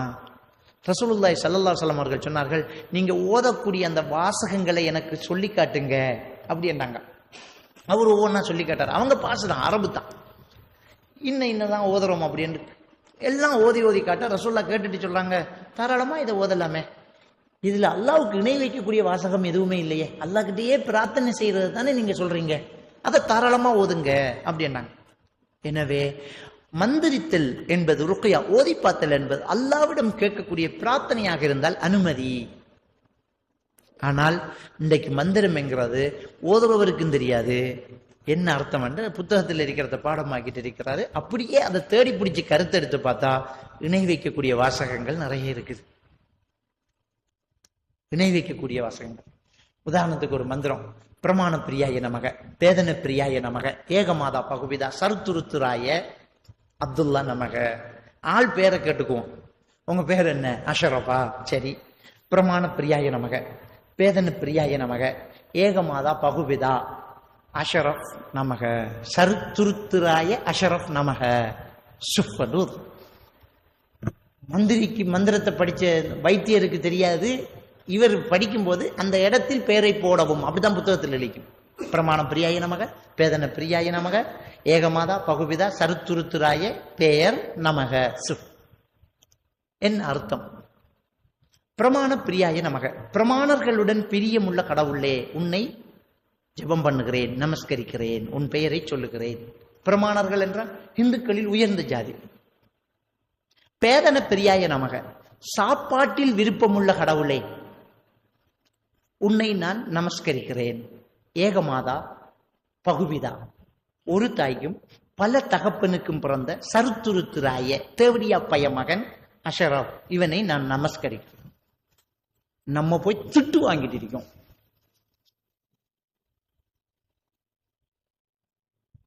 திட்டிக்கிட்டு இருக்கோம். நம்ம வாப்பா பலதான், உம்மா ஒண்டா, நாம தேவடியா பைய மகனா. நம்மளை திட்டி நம்மளுக்கு ஊதினா நமக்கு வருத்தம் லேசாகுது. என்ன மூட நம்பிக்கைடாப்பாது. தமிழ்ல சில மந்திரம் ஓதுவான், அவனுக்கு தமிழ் ஓதுறதுக்கே அர்த்தம் தெரியாது. விளங்கிட்டார். அகத்தை கருத்து புறத்தை விழுந்திருந்த உலகத்தினை தகத்தை திருச்சி சன்மார்க்க சங்கத்தினை வித்திடி என்ற என்னைங்கனம் அனுப்பினனை பெருமானை அல்லாலா சுவாய் சுப். தமிழ் தான். அகத்தே கருத்து புறத்தே வெளித்திருந்த உலகத்தினரை, அகத்தே கருத்து மனசு கருத்து பாலா போய், புறத்தே வெளித்திருந்த உடம்ப நல்லா வச்சுட்டு இருக்கிற உலகத்தினரை தகத்தே திருத்தி, அவனை நல்லா திருத்தி எடுத்து சன்மார்க்க சங்கத்தினை வித்திடு என்றே, உண்மையான மார்க்கத்தை அவனுக்கு போதித்திடு என்றே என்னை இங்கனம் அனுப்பினேனே பெருமானே அருளாளா, என்னை இந்த உலகத்துக்கு அனுப்பின கடவுளே என்று ஒரு தீர்க்கதரிசி சொன்னது பாடலாக வந்து அது மந்திரமாகி அதை ஓதி ஊதுறான். வள்ளலூர் வள்ளல் பெருமான் சொன்னது அப்படின்னு இந்துக்கள் நம்புறாங்க. இந்த வாசகத்தை வச்சு பார்த்தா வள்ளலூர் வள்ளல் பெருமான் என்று கடவுளாக வணங்கக்கூடிய இந்துக்கள் வணங்கக்கூடிய அந்த கடவுள் ஒரு இறை தூதராக இருக்கலாம் என்று சில ஆய்வாளர்கள் சொல்றாங்க. ஏன்னா அந்த வாசகம் ஒரு இறை தூதருக்கு சொல்ற வாசகம். உள்ளம் பழுதா போய் உடம்பு நல்லா இருக்கிற இந்த மக்களுக்கு சன்மார்க்க சங்கத்தினை அதாவது இஸ்லாமிய மார்க்கத்தை போதித்திடு என்று என்னை இந்த உலகத்துக்கு அனுப்பினான் ஒருவன் என்று தான் ஒரு தீர்க்கதரிசியாக அவர் சொன்னதை அவர் ஒரு கடவுளாக்கி இன்றைக்கு இந்துக்கள் வணங்கி இருக்கிறாங்க. சில நேரம் இறைவன் அனுப்பின இறை தூதர்களில் அவரும் ஒருவராக இருக்கலாம் என்று சில வரலாற்று ஆசிரியர்கள் குறிப்பிடுறாங்க. அது மந்திரமாக்கப்பட்டு இன்றைக்கு வைத்தியர்கள்ட்ட இருக்கு. சரியா? இப்படி சில மந்திரங்கள், சிலதுக்கு அர்த்தமே தெரியா, திரி திரி எரி எரி விரிவிரி இறங்கக்கூடாசு இருக்குது. இப்படி இந்த கண்ணூருக்கு சில மந்திரங்கள், இப்படி என்ன மந்திரம் ஓதுறன்னு நம்ம தெரியல. எனவே மந்திரம் என்பது, ஓதல் என்பது, ரசூலுல்லாஹி ஸல்லல்லாஹு அலைஹி வஸல்லம் அவர்கள் நமக்கு சில துஆக்களை சொல்லி தந்தாங்க. அதுவாகத்தான் இருக்கணும். என்ன சொல்லி தந்தாங்க? அல்லாஹும்ம ரப்பன் நாஸ், அதுஹிபில் பஸ் வஷ்ஃபி அந்த ஷாஃபி லா ஷிஃபா இல்லா ஷிஃபாவுக்க ஷிஃபாஅன் லா யுகாதிர் சகமா ஓத சொன்னாங்க. இன்னொருத்தருக்கு நாம் ஓதுறது புகார்ல வர ஹதீஸ், யா அல்லாஹ் நீயே நோயை குணப்படுத்து, உன்னுடைய நிவாரணம் இல்லாமல் வேறு எந்த நிவாரணமும் கிடையாது, இந்த நோயை நீ குணப்படுத்தி இருந்த தடமும் இல்லாமல் ஆக்கி விடுவாயாக என்ற துவா. மனிதர்களின் இரட்சகனே என்று கூப்பிட்டு இந்த துவா. அதே மாதிரி ரசூலுல்லாஹ் சொன்னாங்க, பிஸ்மில்லா பிஸ்மில்லா பிஸ்மில்லா 3 தரம். அஸ்அலுல்லாஹல் அலீம் ரப்ப அர்ஷில் அலீம் ஐயஷ்ஃபீக் 7 தடவை. புகாரி முஸ்லிமில் வர ஹதீஸ். இன்னொருத்தருக்கு ஓதுறது பிஸ்மில்லா பிஸ்மில்லா பிஸ்மில்லா 3 தரம். அஊது பி இஸ்ஸத்திக வ கதரத்திக மின் ஷர்ரி மா அஜிது வ உஹாதிர். தனக்குத்தான் ஓதக்கூடிய மந்திரம், தனக்குத்தான் ஓதக்கூடிய ஓதி பார்த்தல். இது ஜிப்ரீல் அலைஹிஸ்ஸலாத்து வஸ்ஸலாம் அவர்கள் சொல்லி தந்தது. அஊது பி பிஸ்மில்லா பிஸ்மில்லா 3 தரம். அஊது பி இஸ்ஸத்திக, யா அல்லாஹ் உன்னுடைய கண்ணியத்தை கொண்டு உன்னிடம் பாதுகாத்துகிறேன். வ கதரத்திக உன்னுடைய பலத்தை அதிகாரத்தை கொண்டு நான் உன்னிடத்தில் பாதுகாத்துகிறேன். மின் ஷர்ரி மா அஜிது நான் பெற்றுக்கொண்ட இந்த நோயிலிருந்தும் ஓ உஹாதிர் நான் அடையக்கூடிய இந்த வேதனையிலிருந்தும் நான் உன்னிடத்தில் பாதுகாத்துகிறேன். 7 தடவை சொல்லுங்க ரசூலுல்லாஹ் சொல்லி தந்தாங்க. இப்படி நிறைய துவாக்கள் வந்து ரசூலுல்லாஹ் சொல்லி தந்தாங்க. அவைகளை ஓதுறதுல தப்பு கிடையாது, அல்லாஹ்விடம் கேட்கக்கூடிய பிரார்த்தனையில் தப்பு கிடையாது. ஆனால் மந்திரம் என்ற பேரில் ஓதுறதெல்லாம் தப்பானது. இந்த மந்திரம் ஒரு காலத்தில் இந்த தாயத்து தகடு கட்டுறது, குறிசாத்திரம் பார்க்கறது, மந்திரிக்கிறதோட மட்டும் நின்றுச்சு. ஆனா இன்னைக்கு ஜின் வாசலாத் என்ற பேர்ல வந்தாச்சு. ஜின்னை வசியம் பண்ணி வச்சுக்கிறோம், ஜின்னை வச்சு வேலையை பண்ணுவோம், ஜின்னை வச்சு ஆப்ரேஷன், ஜின் ஆப்ரேஷனா.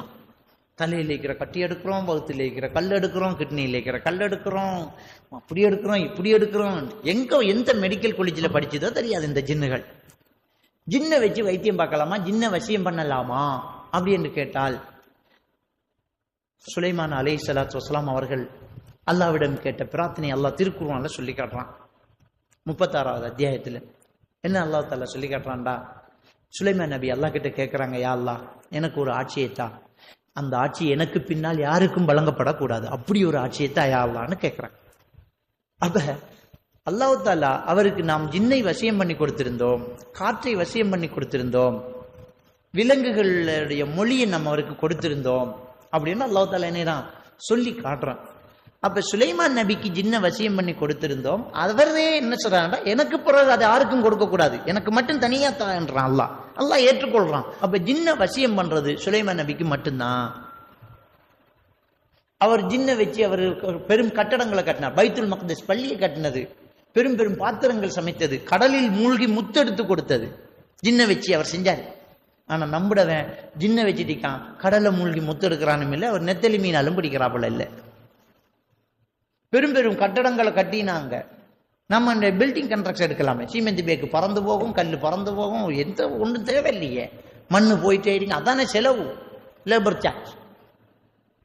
சின்ன சின்ன ஒழுங்கைக்குள்ளால வண்டி போகாது, மண்ணை மெயின்ல புறைச்சிட்டு ஆள் போட்டு அள்ளணும். மண் ஒரு கீப்பு 15,000 ரூபா தான், ஏற்றுவது 25,000 ரூபா வாங்க மேல. ஜின்னை வச்சு கான்ட்ராக்ட் எல்லாம் முடிச்சுட்டு இருக்கலாம். பில்டிங் அப்படி மரம் வளர மாதிரி வளருமே, ஜின் வாசலாத்துக்காரன் செய்யறான், முடியல. அப்ப ஜின்ன வசியம் பண்ணிருக்கிற என்ன பண்றான்டா, ஆப்ரேஷன் பண்றான். இதெல்லாம் ட்ரிக்ஸி, ஜின் ஆப்ரேஷன் என்று சொல்லி ஏமாத்து ராடு. அப்படி ஒண்ணும் முடியாது. ஜின் ஆப்ரேஷன் பண்ணலாம் என்றால் இலங்கை பெரிய ஒரு வசதியான நாடாகும். ஏன் தெரியுமா, இன்னைக்கு மனுஷனுக்கு விருப்பம் கத்தி இல்லாம, ரத்தம் இல்லாம, ஆப்ரேஷன் தியேட்டர் இல்லாம, உடம்புல காயம் வராம நோயை குணப்படுத்தணுங்கிறது தான் விருப்பம். அதுக்கு எத்தனை கோடி வேணும் என்றாலும் கொடுக்கறதுக்கு உலகத்தில் ஆள் இருக்குது. இந்த ஸ்ரீலங்காவில் ஜின் ஆப்ரேஷன் பண்ற அதிமேதாவிகள் இருக்காங்க என்றாலே இந்த நாடு எங்கேயோ போனமாயிட்டான். இவங்களை வச்சுக்கிட்டு ஒரு ஹாஸ்பிட்டல் கட்ட வேண்டியதான், தியேட்டரும் இல்லை ஒன்றும் இல்லை, பேரை கொடுத்துட்டு உட்கார்ந்த சரி தலையில கை வைப்பா, கட்டி வைத்திரு, செய்ய மாட்டான். இவங்களையெல்லாம் பிடிச்சு அடைக்கிறதுக்குரிய சட்டம் நாட்டில் இருக்கு. யாராவது முன்னுக்காகி காட்டி கொடுக்கணும், நாம காட்டி கொடுக்கறது இல்லை. நிறைய பேர் ஏமாந்துட்டு, கிரிபாவங்கிற ஊர்ல இந்த கலேவேல ஜின்னு அனஸ் என்று ஒருத்தன், கலேவேலையில ஜின் வாசலாத், அவனுக்கிட்ட ஜின் வாசலாத் செய்ய போய் ஜின் ஆப்ரேஷன் பண்ணி சக்சஸ், ஆப்ரேஷன் சக்சஸ் என்றுட்டு இவங்க ஹாஸ்பிட்டலுக்கு போகாம இருந்து பலர் இலங்கையில மரணிச்சிருக்கிறாங்க. அந்த கிரிபாவுங்கிற ஊர்ல ஒருத்தர் மரணித்த அந்த காலத்துல எனக்கு ஞாபகம். அதே மாதிரி காலி வெலிகம சைட்ல ஒருவர் மௌத்தா இருக்கிறார், என்னடா ஆபரேஷன் பண்ண தேவையில்லை இருந்தாங்க, ஆல் அவுட். ஆனா தற்காலிக குணம் கிடைக்கும். எப்படி தற்காலிக? மனம் நம்பிக்கை கொண்டால் ரிலாக்ஸ் ஆயிருக்கிற மாதிரி இருக்கும் ஒரு ஃபீலிங். யாராவது தலையிடி சரியான தலைக்கடுப்புண்டா, நாம் அப்படியே ஒரு தலைப்பாவை கட்டிக்கிட்டு தலையில கையை வச்சு அப்படியே பிடிச்ச கொண்டா அப்படி ஊதினா எப்படி இருக்கண்டா, இப்ப கொஞ்சம் நல்லா இருக்கு, ராகத்தை. இது அவன் மனசு, இது அவன் மனசு. டாக்டர் ருத்ரன் சொல்றார், உன்னுடைய நேர்ச்சையை நேர்ந்து ஒரு நாயின் வாலில் கட்டு, அது நிறைவேறும் என்றார். அதாவது மனம்தான் வாழ்க்கை, ஒன்ற மன நம்பிக்கை தான் அது. அதை டெலூஷன் அப்படின்னு சைக்காட்டிஸ்ட் சொல்றாங்க. இதான் நடக்குது. அப்ப நாங்க என்ன உலகத்துல என்ன நடந்துட்டு, ஜின் வாசலாத் என்ற பேர்ல பிராடு பண்ணி ஏமாத்திட்டு இருக்கிறான். நபிகள் நாயகம் ஸல்லல்லாஹு அலைஹி வஸல்லம் அவர்கள் தொழுதுகிட்டு இருக்கும்போது அல்லாஹ் என்னை சபிப்பானாக சொல்லி கையை பிடிச்சி எதையோ பிடிக்க போனாங்க. சஹாபாக்கள் தொழுது முடிய கேட்டாங்க, யார சொல்லலாம், என்ன நடந்துச்சு? தொழும்போது நீங்க எதையோ பிடிக்க போனீங்களே. ஜின் நெருப்பு கங்குகளை எறிந்து என்னை சேட்டை செய்தான், அவனை பிடிக்க என் மனசு நினைத்தது. சுலைமான் நபியுடைய துவா முந்தி விட்டது. இல்லை என்றால் அவனை பிடிச்சி இந்த பள்ளிவாசல் தூண்ல கட்டி இருப்பேன், சிறுவர்கள் எல்லாம் விளையாடி இருப்பார்கள் அவனோடனாங்க. அப்ப ரசூலுல்லாவுக்கே ஜின்ன பிடிக்கிறதுக்கு ஏலாது, சுலைமான் நபியிட முந்திட்டு துவா முந்திட்டு. ஆனா நம்முடைய ஒரு சில ஹஸரத்மார்கள் ஜின் வாசல தான். ஒரு சில ஹஸரத்மார பேர்ல ஜின் இருக்குது, ஒரே நேரத்துல 2 இடத்த பயம் பண்ணுவார், அப்படி இப்படின்னு மக்கள் கதையை அவுட்டு விட்டாங்க. அவருக்கும் அதுக்கும் சம்பந்தம் இல்லை. விளங்கிட்டா? நாம தெளிவா புரிஞ்சுக்கணும். மக்கள் சும்மா பிராடு.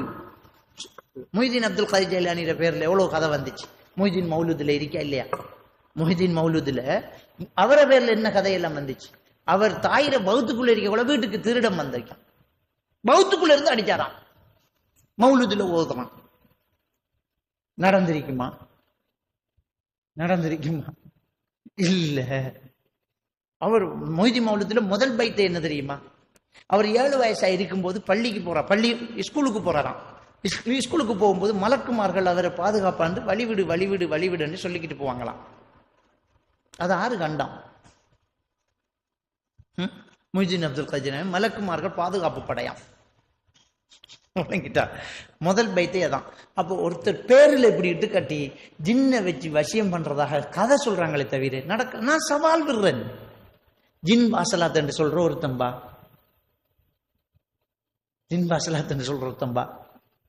செய்யி உண்ட ஜின்னை வச்சு ஒன்றும் இல்லை. இந்த போனை கொஞ்சம் இப்படி உசுப்பி காட்டுவார், நான் போனை எடுத்து வைக்க கீழே விழுத்தாட்டு உண்ட ஜின்னால என்னக்கிட்ட வருவாங்க, என்னுடைய வீட்டுக்கு வருவாங்க. இந்த ஜின் பிடிச்சி ஆடுது, உள்ளுக்குள்ள ஜின் பூந்துட்டு குரல் மாறிட்டு பலம் கூடிட்டு, ஒரு பொம்பளையை 10 ஆம்பளையால பிடிக்க முடியல, அப்படியே குரல் மாறுது அப்படிங்கிறா. 2-3 செகண்ட் சாப்பாட்டை சாப்பிட்றா, ஒரு பெரிய கோப்பையில் சூப்பை குடிச்சிட்டா, அப்படி பயங்கரமா இருக்குது, அசரத்துன்றது. எல்லா மந்திரவாதிகிட்டையும் போய் கடைசி அள்ளிக்கிட்டு வருவாங்க. நான் சொல்லேன், இல்லை ஜின் இல்லை. என்ன நீங்க நான் சொல்றேன், ஏழுமா 2 செகண்ட் சாப்பாடா ஏழுமா? எப்படி ஏழும்? 3 போலியை திங்கலாமா? ஒரு கோப்பை சூப்பு குடிக்கலாமா? 10 பேருக்கு அடிக்கலாமா? அப்படி நடக்குதா சார்? எங்களுக்கு தெரியும் எப்படி அது அதிகமா சாப்பிட்றது என்ன நடக்குது, எப்படி அது சாப்பிட்றாங்க அப்படிங்கிறது தெரியும். ஒன்றும் கிடையாது. அதாவது நமக்கு எப்படி சாப்பாடு, நம்ம என்ன சாப்பிட்டாலும் நமக்கு குளுக்கோஸா மாறும். நம்ம என்ன சாப்பிட்டாலும் அது என்ன செய்யுதுன்னா குளுக்கோஸா மாறும். நம்ம உடம்புக்கு குளுக்கோஸ் தேவை, சரியா? அந்த குளுக்கோஸ் என்ன செய்யுதுன்னு சொன்னால் நம்முடைய உடம்புக்குள்ள ரத்தத்துல போகுது. மூளையில ஹைப்போதலம்ஸ்ல இந்த ரத்த ஓட்டம் நடக்கும்போது ஹைப்போதலம்ஸ் டயக்னோஸ் பண்ணும், இவர ரத்தத்துல குளுக்கோஸ் எவ்வளவு இருக்குன்னு. குளுக்கோஸ் போதாது, உடம்புக்கு தேவை அப்படின்னு சொன்னால் ஹைப்போதலம்ஸ் மூளையில சட்டைட்டரி சென்டர் என்ற ஒரு பகுதிக்கு தகவல் கொடுக்கும், இவருக்கு குளுக்கோஸ் தேவை என்று. சட்டைட்டரி சென்டர் ஒரு உணர்ச்சியை தூண்டிவிடும், பசிக்கிற உணர்ச்சியை. நீ சாப்பிடு உடனே. நமக்கு பசி வருதுண்டா என்ன அர்த்தம் என்றா நமக்கு குளுக்கோஸ் தேவை என்ற அர்த்தம். அதான் இந்த மருத்துவர்கள் சொல்லுவாங்க, பசிக்காம சாப்பிடாதீங்க, குளுக்கோஸை கூட்டாதீங்க. பசிச்சா குளுக்கோஸ் தேவை, சாப்பிடுங்க, பசிச்சு சாப்பிடுங்க. அந்த சட்டைட்டரி சென்டர் என்ன செய்தென்றால், நீங்க சாப்பிடும்போது சாப்பாட்டை எடுத்து தட்டில் வைக்கும் போது நம்மளோட கண் அதை டயக்னோஸ் பண்ணி சட்டைட்டரி சென்டர் என்ன செய்தா போதும் என்று சொல்லும். அதுக்கு மேல நம்மளால சாப்பிட இயலாது. எடுத்து வச்ச இடியாப்பத்தில் 2 வெளியில வைப்போம். இல்ல வச்சு சாப்பிடுங்க. இல்ல எனக்கு போதும், இதுக்கு மேல இயலாது. இந்த மூளை சொல்லுது இயலாது, உனக்கு இத்தனைக்கு மேல தின்ன இயலாது. போதும் என்று இந்த மூளையிலிருந்து ஓர்டர் வந்தால் நம்மளால அதுக்கு மேல சாப்பிட முடியாது. சில நோய்கள் இருக்குது, பைப்போலர் எஃபெக்டிவ் டிஸார்டர், அதே மாதிரி schizophrenia, hypnotic and anxiolytics, obsessive compulsive disorder, இப்படியான ஒரு சில நோய்கள் உள்ளவங்க, கன்வர்ஷன் டிஸார்டர், டிசோசியேட்டிவ் டிஸார்டர் மாதிரி சில நோய்கள் உள்ளவங்களுக்கு சில நேரத்தில் இந்த சைட்டேட்டரி சென்டர் பசிக்கிற ஓர்டரை கொடுத்துட்டு போதும் என்ற நிறுத்தல கொடுக்காது. போதும் என்று சொல்லாது மூளை. போதும் என்று இந்த மூளை சொல்லாட்டி சாப்பிட்டுக்கிட்டே இருப்பார். இவர் எத்தனை சகனம் தின்பார். நீங்க ஒரு கேள்வி கேட்பீங்க, அவ்வளவு இந்த சின்ன வகுத்துக்குள்ள எங்க போய் செமிக்குது? வயிறு விரிச்சரிக்கலாம், இறப்பை சிறுசுதான். ஒருத்தர் தன்னுடைய வாய்க்குள்ள காத்த ஊதினா எவ்வளவு சைஸோ அவ்வளவுதான் ஒருத்தர் இறப்பை. நம்ம வாய்க்குள்ள உதட்ட மூடி காத்த ஊதினா நம்முடைய வாய் அளவு எவ்வளவோ அவ்வளவுதான் நம்முடைய இறப்பை. அந்த இறப்பை இந்த 2 கையால போகிற அளவுக்கு இந்த இறப்பைக்குள்ள எத்தனை சகன் சோறு போகுது? எப்படி அது அப்படி என்றால், நாங்க எவ்வளவு உள்ள விட்டாலும் அதுல சுரக்கக்கூடிய ஹார்மோன் அதை அழிச்சுக்கிட்டே இருக்கு. அசிட் மாதிரி ஒன்று இறப்பைக்குள்ள சுரக்கக்கூடிய நதியும் அழிச்சு, நீ 15 சகனோடு அதை அழிச்சுக்கிட்டே இருக்கு. இது ஆச்சரியம் கிடையாது. அந்த மூளை அந்த ஓர்டரை கொடுக்காம இருக்கிறதுனால சாப்பிட்டுட்டு இருக்காங்க. டாக்டர்கிட்ட போனா ஒரு டேப்லெட் கொடுப்பார். அந்த டேப்லெட்டை கொடுத்த உடனே இது சரியாயிரும். அதுக்கு மேல அவரால் சாப்பிட இயலாமா? ரொம்ப ஓவரா சாப்பிட்றாங்க, கணக்கு இல்லாம போகுது அப்படின்ற டாக்டர் ஃப்ளோக்சிட்டின் 40 மில்லிகிராம் வெளியே கொடுத்துருவார். வெறும் 4 ரூபா 5 ரூபா தான் அந்த டேப்லெட்.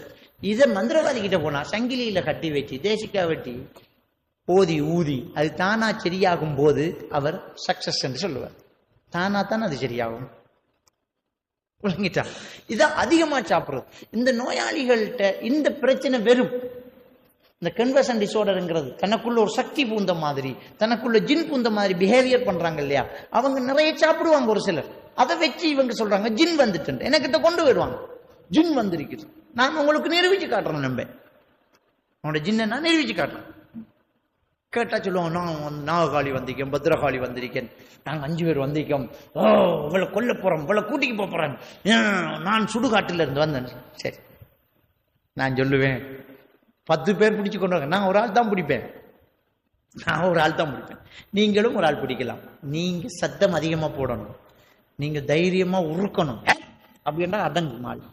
எல்லாம் அவர் மனசுதான். அந்த மனசை நீங்க வெல்லணும். எனக்கிட்ட 10 பேர் சேர்ந்து அமுத்தி புட்டிச்சு கொண்டாங்க, எல்லாரும் விடுங்க விடுங்க விடுங்கன்னு சொல்லி அசரத் அடிச்சு என்ன அடிக்கிறேன் எனக்கு வார ஆள் நினைக்கிற எனக்குள்ள ஏதோ ஒரு சக்தி இருக்கு.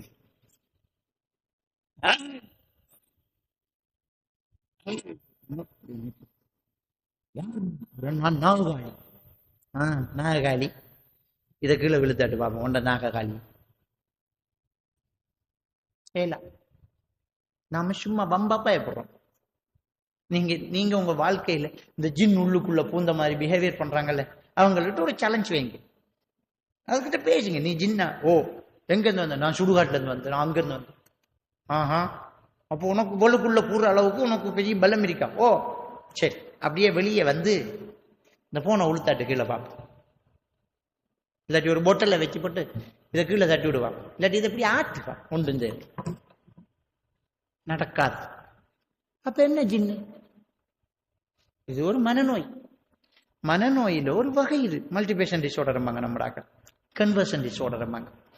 தன்னுடைய ஆள் மனதில் உள்ள நம்பிக்கைகளால் தன்னை இன்னொருத்தராக அவர் கற்பனை பண்ணி பிஹேவியர் பண்றார். அதுக்கு காரணம் இருக்குது, அதுக்கு ஒரு ஸ்ட்ரெஸ் இருக்குது. அவங்களுக்கு மனசுக்குள்ள ஒரு பெரிய பிரச்சனை ஒன்று இருக்குது. அந்த பிரச்சனைக்கு முகம் கொடுக்கணும். முகம் கொடுக்க முடியாத ஒரு நிலை அவருக்கு. இதான் நடந்துகிட்டு இருக்கு. எனக்கிட்ட மதரிசா பிள்ளைகளுக்கு ஜின் பிடிச்சென்று அதிகமா வரும். மதரிசாவுல ஓதுற பிள்ளைகளுக்கு கூட்டிக்கிடுவாங்க. விளங்கிட்டா? இந்த ஊர்ல இருந்து நிறைய வந்திருக்கு. இங்க இருக்கிற ஒரு மதரிசாவுல இருந்து, நான் பேச சொல்ல விரும்புறேன், இந்த ஊர்ல இருக்கிற மதரிசாவுல இருந்து அக்கரப்பத்துல எனக்கிட்ட கொண்டாந்திக்காங்க. நிறைய பிள்ளைகளை கொண்டாந்திக்காங்க.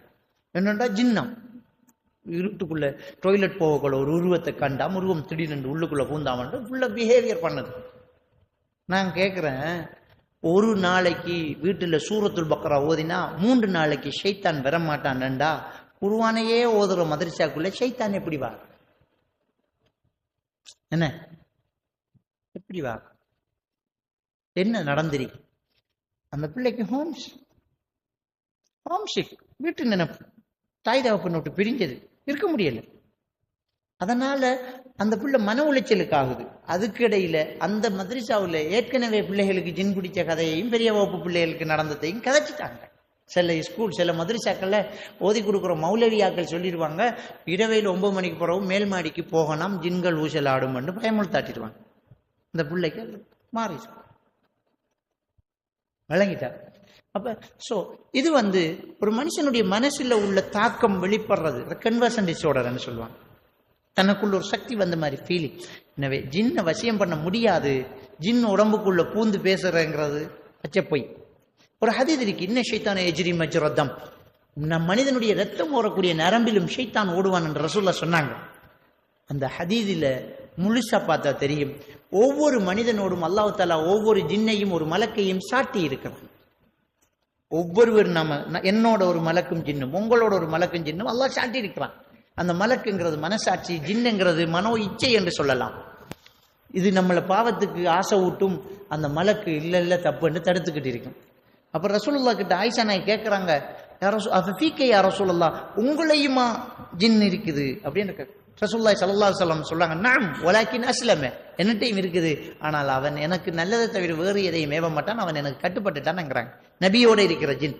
அப்ப அந்த ஷைத்தான் தான் ஒவ்வொருத்தரோடையும் ஒவ்வொன்று சாட்டி இருக்கானே அல்லாஹ், அதான் நம்முடைய நரம்புலையும் ஓடுமே தவிர இன்னொன்று இந்த உடம்புக்குள்ள கூறுங்கிறது பச்சை போய் தவறு. சொல்லுவாங்க, தெரியாத மொழி பேசுறான், அது எப்படி? சிங்களம் தெரியாதவன் சிங்களம் பேசுறான், இங்கிலீஷ் தெரியாதவன் இங்கிலீஷ் பேசுறான், நீங்க பார்த்திருப்பீங்க, கேள்விப்பட்டிருப்பீங்க. அப்பா ஜின் பிடிச்சதுதான் தாமதம், பயங்கரமான சிங்களம் கதைக்கும், அவனுக்கு 5% சிங்களம் கதைக்க தெரியாது, எப்படி அப்படின்னு கேட்பான். முடியும், கதைக்க முடியும். எப்படி முடியும் என்றால், ஒரு மனுஷன் காதால கேட்ட மொழியைத்தான் கதைக்க முடியும், கேட்காத மொழியை கதைக்க முடியாது. ஃபோல்ட் மெமோரி சிண்டம் என்ற ஒரு பகுதி இருக்குது, அது மூளையில் நாம கேட்டதெல்லாம் சேவ் பண்ணி வச்சிருக்குது. இந்த கன்வர்ஷன் டிஸார்டர் வரும்போது நாம் கேட்ட மொழியை திரும்பி அதே உச்சரிப்போடு பிரச்சனை இல்லாமல் அந்த வாசகங்களை திரும்ப உச்சரிக்கிற டேலண்ட் ஒரு மனுஷனுக்கு இருக்குது. உலகத்தில் உள்ள சைக்காலஜிஸ்ட் டாக்டர்ஸ் மாதிரி என்ன சொல்றாங்க என்றால், இம்பாசிபிள், முடியாது, ஒருத்தன் தெரியாத மொழி பேச முடியாது, ஆனா பேசுறாங்களே அது காதால் கேட்ட மொழி. நான் கேட்கிறேன், இந்த ஜின் பிடிச்சி தொச்சு பேசியிருக்கா? ஜின் பிடிச்சாரு ஜப்பான் இதுல பேசுவாங்களே,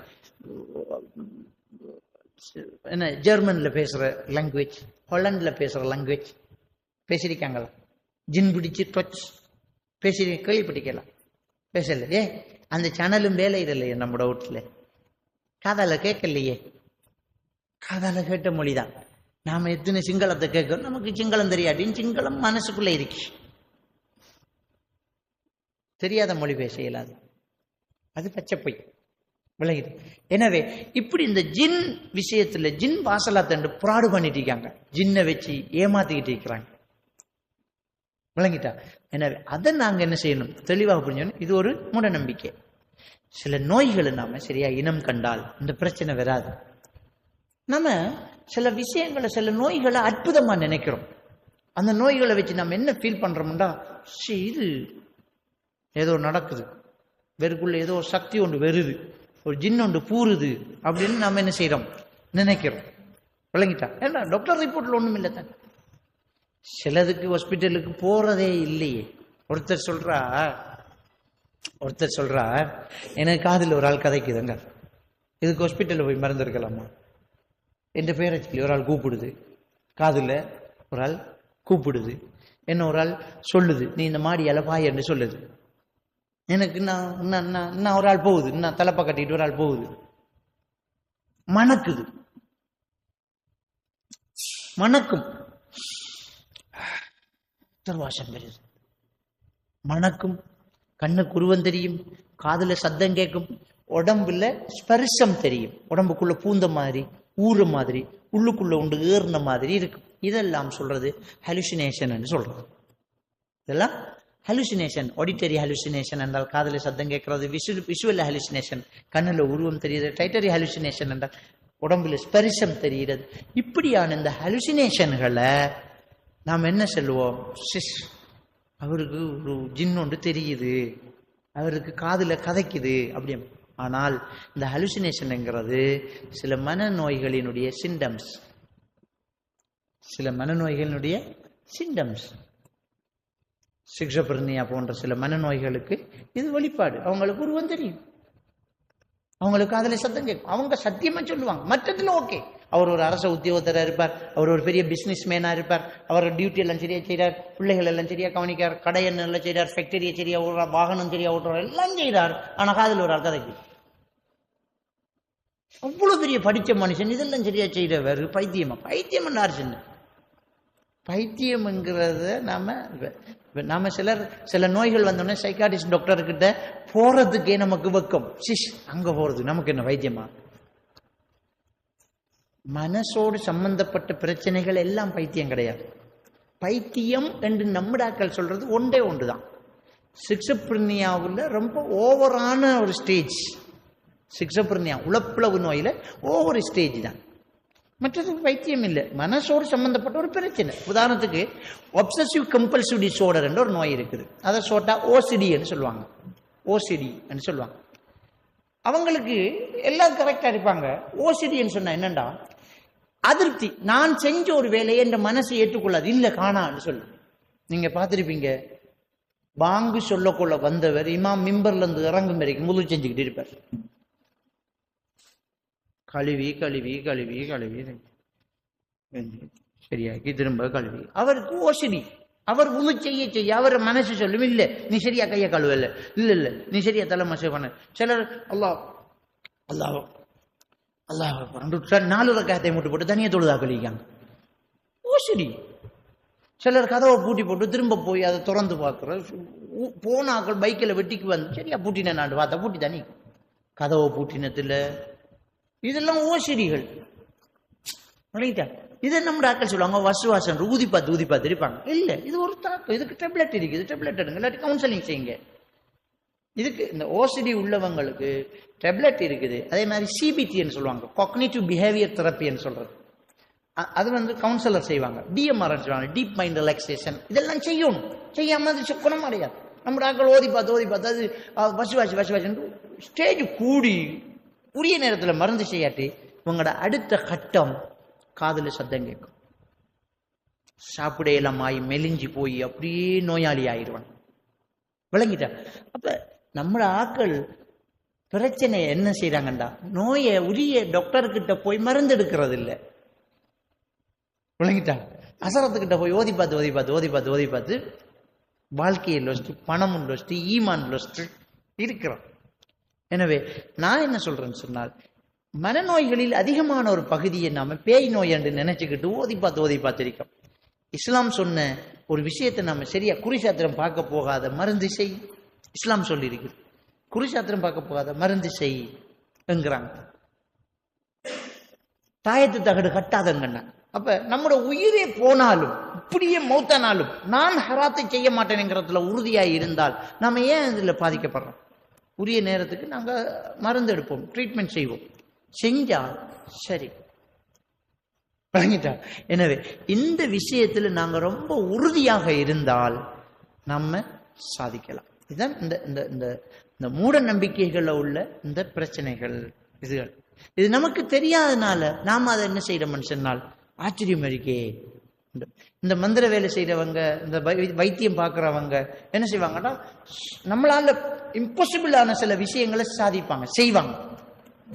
செய்யக்கூட அவர்கிட்ட என்னமோ இருக்கப்பா, சக்தி ஒன்று இருக்குது அப்படின்னு நினைப்பாங்க.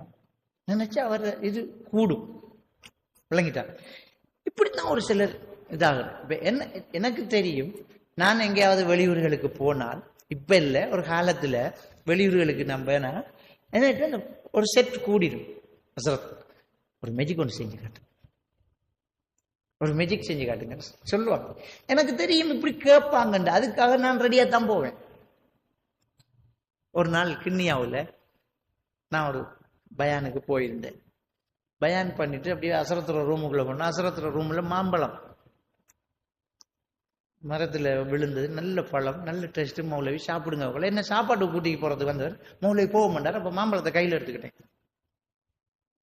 எடுத்துக்கிட்டு அப்படியே பள்ளியில இருந்து நடந்து போயிட்டு இருக்க பொடிய மாதிரி பின்னால கொஞ்சம் பேர் ஆக்கள் வந்து அஸ்ஸலாமு அலைக்கும்ங்கிறது, சலாம் தாரதும், உங்களை நாங்க யூடியூப்ல பார்த்துருக்கோங்கிறதும் இப்படின்னு இருந்தீங்க. அப்ப நான் மாம்பழத்தை இருட்டுக்குள்ள அப்படியே எடுத்தேன்னா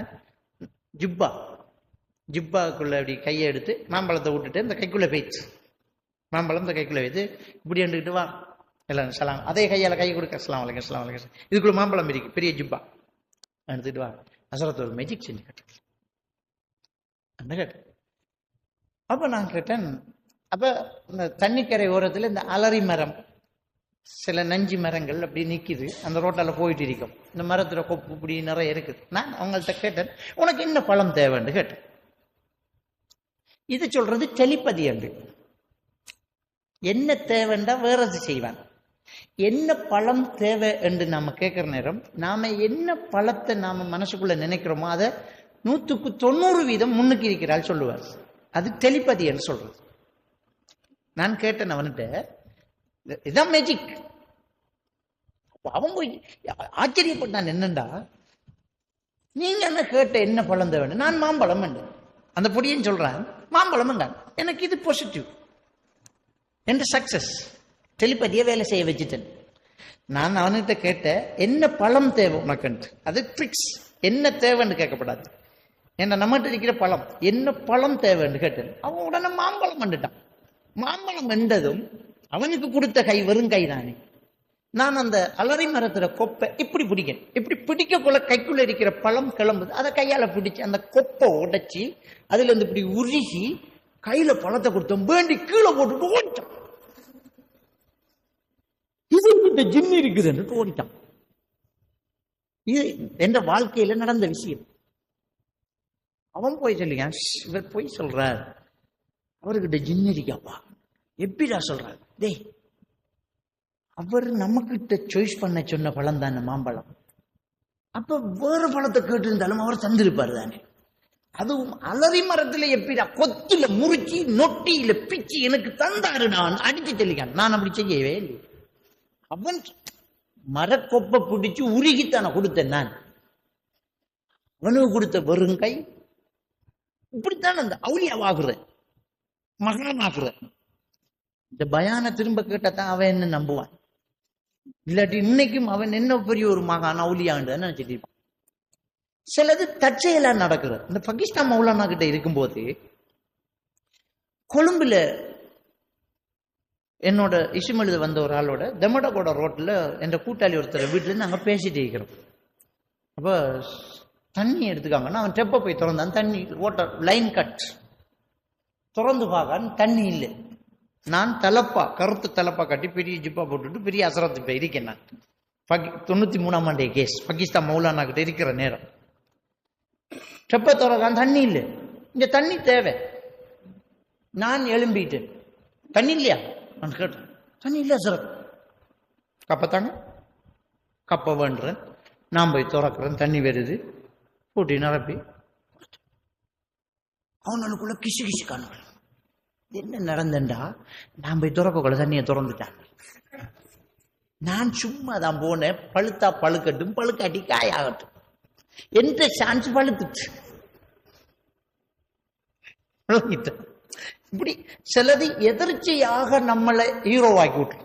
இப்ப என்ன செய்வான்? இப்ப கதை எப்படி போகும்? சுப்ஹானல்லாஹ், மௌலானா நாங்கெல்லாம் அந்த பாகிஸ்தான் மௌலானா கைய கொஞ்சுவானுவள், தலைய மசாஜ் பண்ணுவானுவள், தோலை பிடிச்சுடுவானுவள். நான் சின்ன ஆள். நான் காலுக்கு மேல கால் போட்டு தான் இருப்பேன். என்ற தலப்பா கலட்டி வைக்கிறதுக்கு பக்கத்தில் ஒரு ஸ்டூல் வைக்கப்படும். தாடி நிறைச்ச பெரிய பெரிய அமீர் சப்மார், பெரிய கார்குன் சாலிகள் எல்லாம் வந்து எனக்கு கால்வாய் பிடிச்சு விட்டுருக்காங்க. வெள்ளை விரிச்சு கதிரையில் உரிப்பாட்டுவாங்க. பாகிஸ்தான் மௌலானா. பேர் என்ன? மௌலானா. எனக்கு சொல்றது இப்ப கொஞ்சம் மதிக்க மாட்டான். விளங்கிட்டான். அப்ப இப்படித்தான் அந்த சில விஷயங்கள் பேசப்படுறது. நாம ஆச்சரியப்பட்டுக்கிட்டு இருக்கக்கூடாது. இது ஏதோ ஒன்று இருக்குது.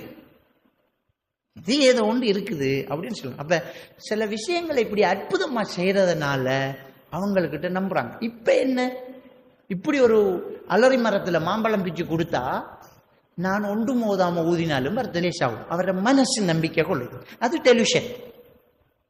இப்ப கூட நான் இதெல்லாம் இல்லை என்று நான் சொல்றேனே, இப்ப கூட எல்லாமே தானே நான் சொல்றேன், ரொம்ப தூரத்துல இருந்து வருவாங்க என்ன சந்திக்க. என்ன கொஞ்சம் ஓதிப்பாரு, தேவையில்லை கொஞ்சம் நீங்க ஓதிப்பாரு. நான் ரசூல்லா சின்ன துவாவை ஓதுவேன், சிறுக்கில்ல தானே ரசூல்லா சொல்லி தந்தாங்க, அல்லாஹும்ம ரப்பனா ஸதிஹிபில் பஷ்ஃபி அந்த ஷாஃபில் ஆஷிஃபா. நீங்க ஓதினதுக்கு பிறகு மிச்சம் நல்லம் விளங்கிட்டாங்க. என்னடாப்பா இருக்குது, அவங்க நம்பிக்கை பெருசு, அவங்க பெருசா நினைக்கிறாங்க. இதாலதான் நடக்குது. நாம எவ்வளவு சொன்னாலும் லாஸ்டா இதுல புத்தளத்துல மூட நம்பிக்கை ஒழிப்பு நிகழ்ச்சி செஞ்சு மேடையில சில மேஜிக்களை செஞ்சிருந்தேன். அதுல ஒரு மீன் தொட்டி, கண்ணாடி மீன் தொட்டி, ஃபிஷ் டேங்க், வெறும் தண்ணி வச்சுட்டு அந்தரத்துல பிடிச்சி போட அதுல மீன் குட்டிகள் ஓடுது. இதை நான் வேணுமென்று செஞ்சுட்டு அதை மட்டும் எப்படி என்று சொல்லாம விட்டுட்டேன்.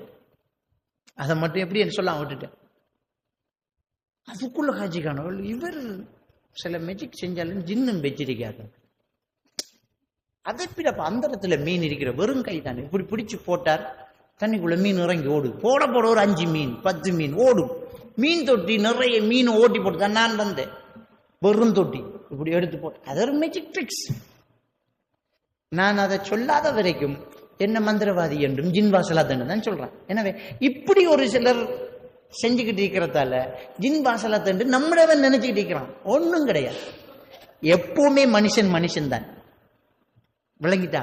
நான் ஊருக்கு வந்த இன்றைக்கு அக்குர்ணையில மழை. விளங்கிட்டா? இவ்வளவு நாள மழை பெய்யாம இருட்டின முடங்கின, இன்றைக்கு மழை. அமித் மௌலை வந்த மழை பெஞ்ச இல்ல, மழை பெஞ்சாண்டு அமித் மௌலை வந்தாதான் உண்மை. வந்தத்தால மழை பெய்யல, மழை பெஞ்சாண்டு அவரும் வந்த. மனுஷன் தான். மனுஷன் ஒரு நாளும் கடவுளாக முடியாது. விளங்கிட்டா? அப்ப இந்த மூட நம்பிக்கைங்கிறத கலைந்து விட்டுட்டு அகைதாவுல உறுதியா இருந்துட்டோம்டா நம்மளை யாரும் ஏமாத்த முடியாது. இந்த விஷயத்துல நாங்க உறுதியாக இருக்கணும். உங்கள்கிட்ட இருக்கிற சந்தேகங்களை கேளுங்க. இப்ப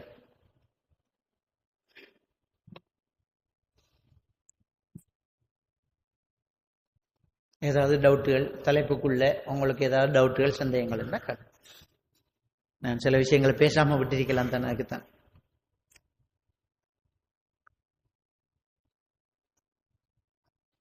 பெண்கள் தரப்பில் ஏதாவது சந்தேகங்கள் இருந்தால் ஒரு துண்டில் எழுதி பெற காட்டுங்க மேல.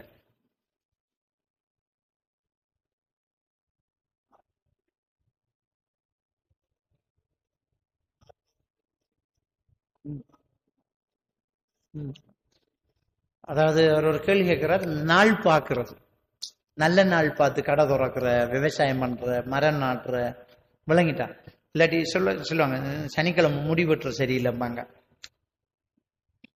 இப்படி நாள் பார்க்கறது இஸ்லாத்தில் இருக்குதா, நாளுக்கு ஒரு சிறப்பு இருக்குதா அப்படி என்று கேட்டா, அத இஸ்லாமிய மார்க்கத்துல ரசூலுல்லாஹி ஸல்லல்லாஹு அலைஹி வஸல்லம் அவங்க சொல்றாங்க, சூரியன் உதிக்கும் தினத்தில் வெள்ளிக்கிழமை ஒரு சிறந்த தினம் என்று சொல்றாங்க. வெள்ளிக்கிழமை ஒரு சிறந்த நாள் என்று சொல்லிட்டு அதுக்கு காரணம் சொல்றாங்க. வெள்ளிக்கிழமையில தான் ஆதம் அலைஹிஸ்ஸலாத்தை அல்லாஹ் படைச்சான். வெள்ளிக்கிழமையில தான் அல்லாஹ் தஆலா ஆதம் அலைஹிஸ்ஸலாத்தை இந்த பூமிக்கு இறக்கினான். வெள்ளிக்கிழமையில தான் அல்லாஹ் தஆலா ஆதம் அலைஹிஸ்ஸலாத்துடைய தௌபாவை ஏற்றுக்கொண்டான். வெள்ளிக்கிழமையில தான் அவர் மரணித்தார். வெள்ளிக்கிழமையில தான் இந்த உலகம் அழியும். விளங்கிட்டா? வெள்ளிக்கிழமையில் என் மீது அதிகம் ஸலவாத்து சொல்லுங்கள் என்று சொல்றார். அப்ப இந்த சிறந்த நாளுக்கு காரணம் இவ்வளவு. அதுல உலகம் அழிகிறதும் ஒரு நாள். உலகம் அழிகிறதை எப்படி நம்ம நல்லதா எடுக்கிற அந்த நாள்ல நடக்கிறத எல்லாம் ரசூலா சொல்லிட்டு அந்த சிறந்த நாளை என்ன செய்யணும்ங்கிறத ரசூலா சொல்றாங்க, என் மீது அதிகம் ஸலவாத்தை சொல்லுங்க. அவ்வளவுதான். சிறந்த நாள்ண்டா அண்டைக்கு பார்த்து கடையை தொடங்க, அண்டைக்கு நீங்க வியாபாரத்தை மிம்பர்ல இமாம் ஏறினால் இறங்கும் வரைக்கும் நிறுத்துங்க என்று சொல்றாங்க. வணங்கிட்டா? இதா புளியத்தி சொல்லாத்து பந்தஷர், தொழுக முடிஞ்சிட்டா நீங்க வியாபாரத்தை செய்யுங்க, இமாம் மிம்பர்ல இருந்தா வியாபாரத்தை செய்யாதீங்க என்று நல்லா சொல்றேன். அப்ப அந்த நாளில் சிறந்தது வெள்ளிக்கிழமை நாள். என்ன காரணம்? என்ன செய்யணும்? சலவாத்து சொல்லணும். வேற இது செய்யணும், விவசாயம் பண்றது, திருமணம் நடக்கிறது எல்லாம் இல்லை. பொதுவாக எல்லா நாளிலும் எல்லாமும் நடக்கும். விளங்கிட்டா? சிறந்த நாள்ங்கிறது 2 டீம் விளையாடினா ஒன்று வின் பண்ணா ஒன்று தோத்து போகுது. ஒருத்தனுக்கு அதே செகண்ட் கெட்ட நாள், இன்னொருத்தனுக்கு அதே செகண்ட் நல்ல நாள். இதுதான் உலகத்தின் நியதி. ஒருத்தனுக்கு வியாபாரம் இன்றைக்கு லொஸ்ட், ஒருத்தனுக்கு வியாபாரம் அன்றைக்கு பார்த்து லாபம். எல்லா நாளும் எல்லாம் நடந்துகிட்டு இருக்கு. எல்லா நாளிலையும் பிள்ளையும் பிறக்கும், எல்லா நாளிலும் மௌத்தும் நடக்கும். விளங்கிட்டா? எனவே இந்த நாள் பார்க்கிற ஒன்று கிடையாது. நாள் பார்க்கிறோம், நமக்கு எப்ப நல்ல வசதியா இருக்கு அப்ப நம்ம என்ன செய்வோம். எனக்கு இன்றைக்கு வெள்ளிக்கிழமை தான் பயணம் போறதுக்கு வசதியா இருக்கு, இன்றைக்கு வெள்ளிக்கிழமை தான் நான் இன்றைக்கு கடையை திறக்கிறதுக்கு வாய்ப்பு இருக்குதுன்றா செய்வோம். என்ற கடையை திறந்தா இந்த ஃபெஸ்ட் வியாபாரத்துக்கு இந்த ஃபேமிலியில் பெறணும், அவங்களுக்கு வெள்ளிக்கிழமை தான் லீவு, இல்லை எங்க ஊர்ல ஞாயிற்றுக்கிழமை லீவு தர, அதை பத்தி பிரச்சனை இல்லை. விளங்கிட்டா? நம்மட வாய்ப்பு வசதிகளுக்கு நாம் ஒரு நாளை நிர்ணயிக்கணுமே தவிர நாளுக்கென்று ஒரு தனி ஒரு இது, இந்த செக்ஷனுக்கு ஒரு நாள் விவசாயம் பண்றது புதன்கிழமை எப்படி நாள் பார்க்கிற, நேரம் பார்க்கிற, சகுனம் பார்க்கிற, இதெல்லாம் ரசூல் அப்பவே தடுத்தாங்க. நபிகள் நாயகம் ஸல்லல்லாஹு அலைஹி வஸல்லம் அவங்க லா தியரத ஃபில் இஸ்லாம்ங்கறாங்க. இந்த சகுனம் பார்ப்பது இஸ்லாத்தில் இல்லைங்கிறாங்க. அது இந்த நாள் பார்க்கிற, நேரம் பார்க்கிற எல்லாத்துக்குள்ளேயும் பேர். நேரத்தை பொறுத்த வரைக்கும் ரசூல்லா சில நேரத்தில் தொழுவதை தடுத்தாங்க. சூரியன் உச்சியில் இருக்கிற நேரம், சூரியன் மறைகிற நேரம், சூரியன் உதிக்கிற நேரம் தொழுவுறத்தை தடுத்தாங்க. விளங்கிட்டா? அது இல்லாம வேற ஒன்றுமே இல்லை. அதே மாதிரி இந்த சூரிய கிரகணம், சந்திர கிரகணம் ஏற்படுதானே, அந்த நேரத்துல ஒரு மூட நம்பிக்கை இருக்கு. கிணத்தை மூடி வைக்கணும், பிள்ளைத்தாச்சி பொம்பளையில் மீனா இருக்கக்கூடாது, காய்கறி வெட்டக்கூடாது, வெளியில வரக்கூடாது என்ற சில பிள்ளைகள் பிறக்கும் காது வெட்டப்பட்டு மூக்கு ஒட்டி உதடு வளைஞ்சி பிறந்தோடனே நம்ம சொல்றோம் வகுத்துல பிள்ளரிக்க கொள்ள கிரகண நேரம் மீன் அறுத்திருக்கா, மீனை எவடத்தை பிடிச்ச அறுத்தா அந்த இடத்துல பிள்ளைக்கு வெட்டுப்பாடும். இதெல்லாம் மூட நம்பிக்கை. விளங்கிட்டா? சயின்ஸ் டாக்டர்ஸ் மார்க்கிட்டே நான் அது சம்பந்தமா கேட்டேன். அப்படி ஒன்று இல்லைன்ற, அப்படி ஒன்று இல்லை. கிணத்தை மூடுறது அப்படின்னு, கிணத்தை மூடலாம், குளத்தை மூடலாமா? இப்ப குடிக்கிற தண்ணி குளத்து தண்ணியான அதிகம். கிணத்தை மூடலாம், குளத்தை மூடலாமா? அது மூட நம்பிக்கை. அப்படி ஒண்ணு கிடையாது.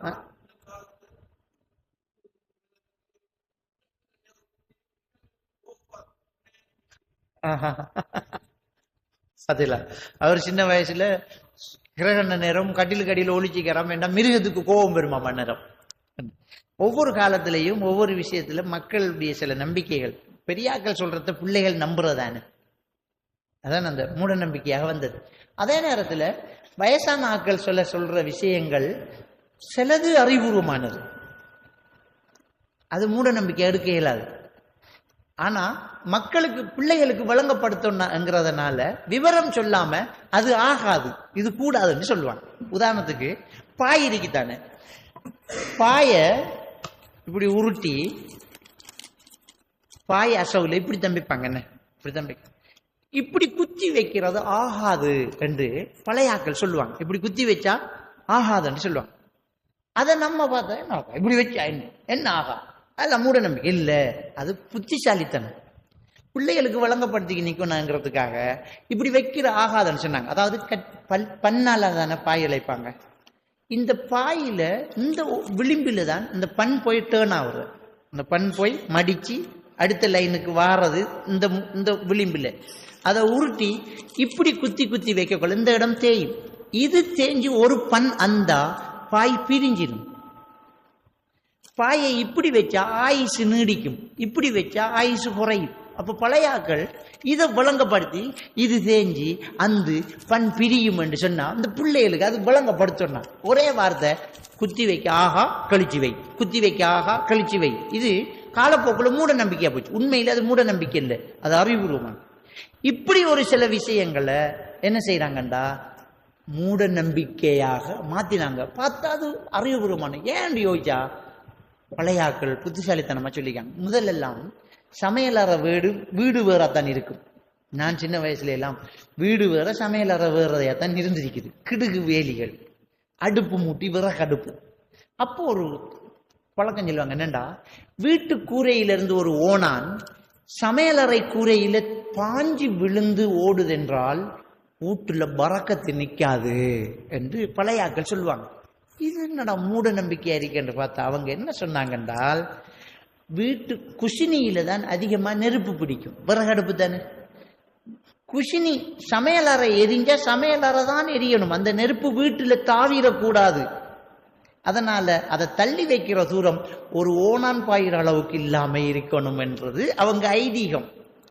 அத பிள்ளைகளுக்கு விளங்கப்படுத்தாம வீட்டு கூரையில இருந்து ஒரு ஓனான் சமையல் கூரையில பாஞ்சா அது ஆகாது என்று சொன்னாங்க.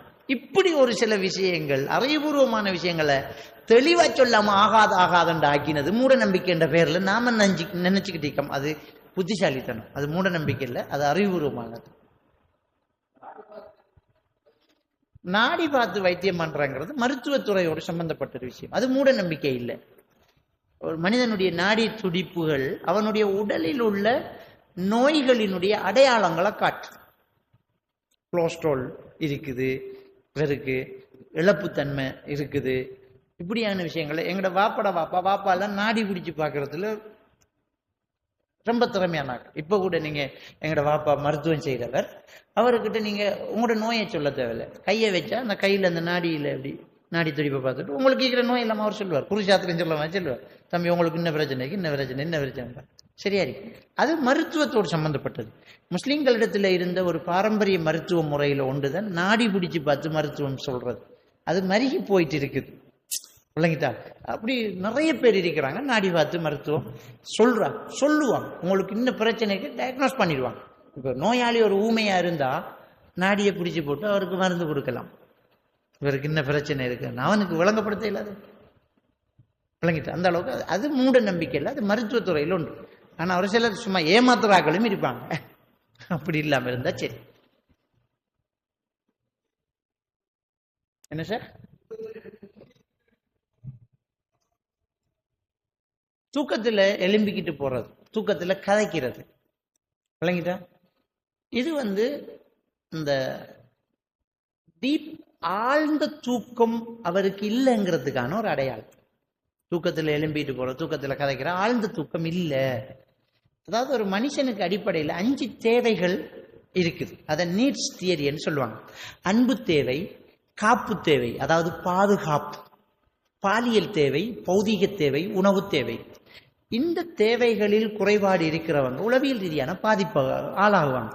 அன்பு தேவை, காப்பு தேவை இல்லாதவங்களுக்கு சில நேரம் ஆழமான தூக்கம் இல்லாம போகும். அதனால அவங்க தூக்கத்துல பேசுறது, தூக்கத்துல எலும்பிக்கு நடக்கிற பழக்கங்களுக்கு உள்ளாகுவாங்க. அவங்களோட ஹிஸ்டரியை எடுத்து புரட்டி பார்த்தா சின்ன வயசுல பெற்றோர்களை இழந்தது, சின்ன வயசுல அனாதையானது, சின்ன வயசுல பாதிக்கப்பட்டது, சிறுவர் துஷ்பிரியத்துக்கு ஆளானது, வேற லொஸ்டுகளுக்கு ஆளானது, இப்படியான மனத்துல ரொம்ப பெரிய வேதனைகளை சுமந்து வாழ்க்கையை நடத்தவங்களாக இருப்பாங்க. அவங்களோட மனசுக்குள்ள இருக்கிற அந்த ஆதிக்கம், அந்த பாதிப்பு அவங்களுக்கு எப்பவுமே டீப் ஸ்லீப்பிங்கை தராம இருக்கும். அதனால அவங்க தூக்கத்துல கனவு காண்றத, பேசுறத எல்லாம் வெளியிலையும் செய்ய தொடங்குவாங்க.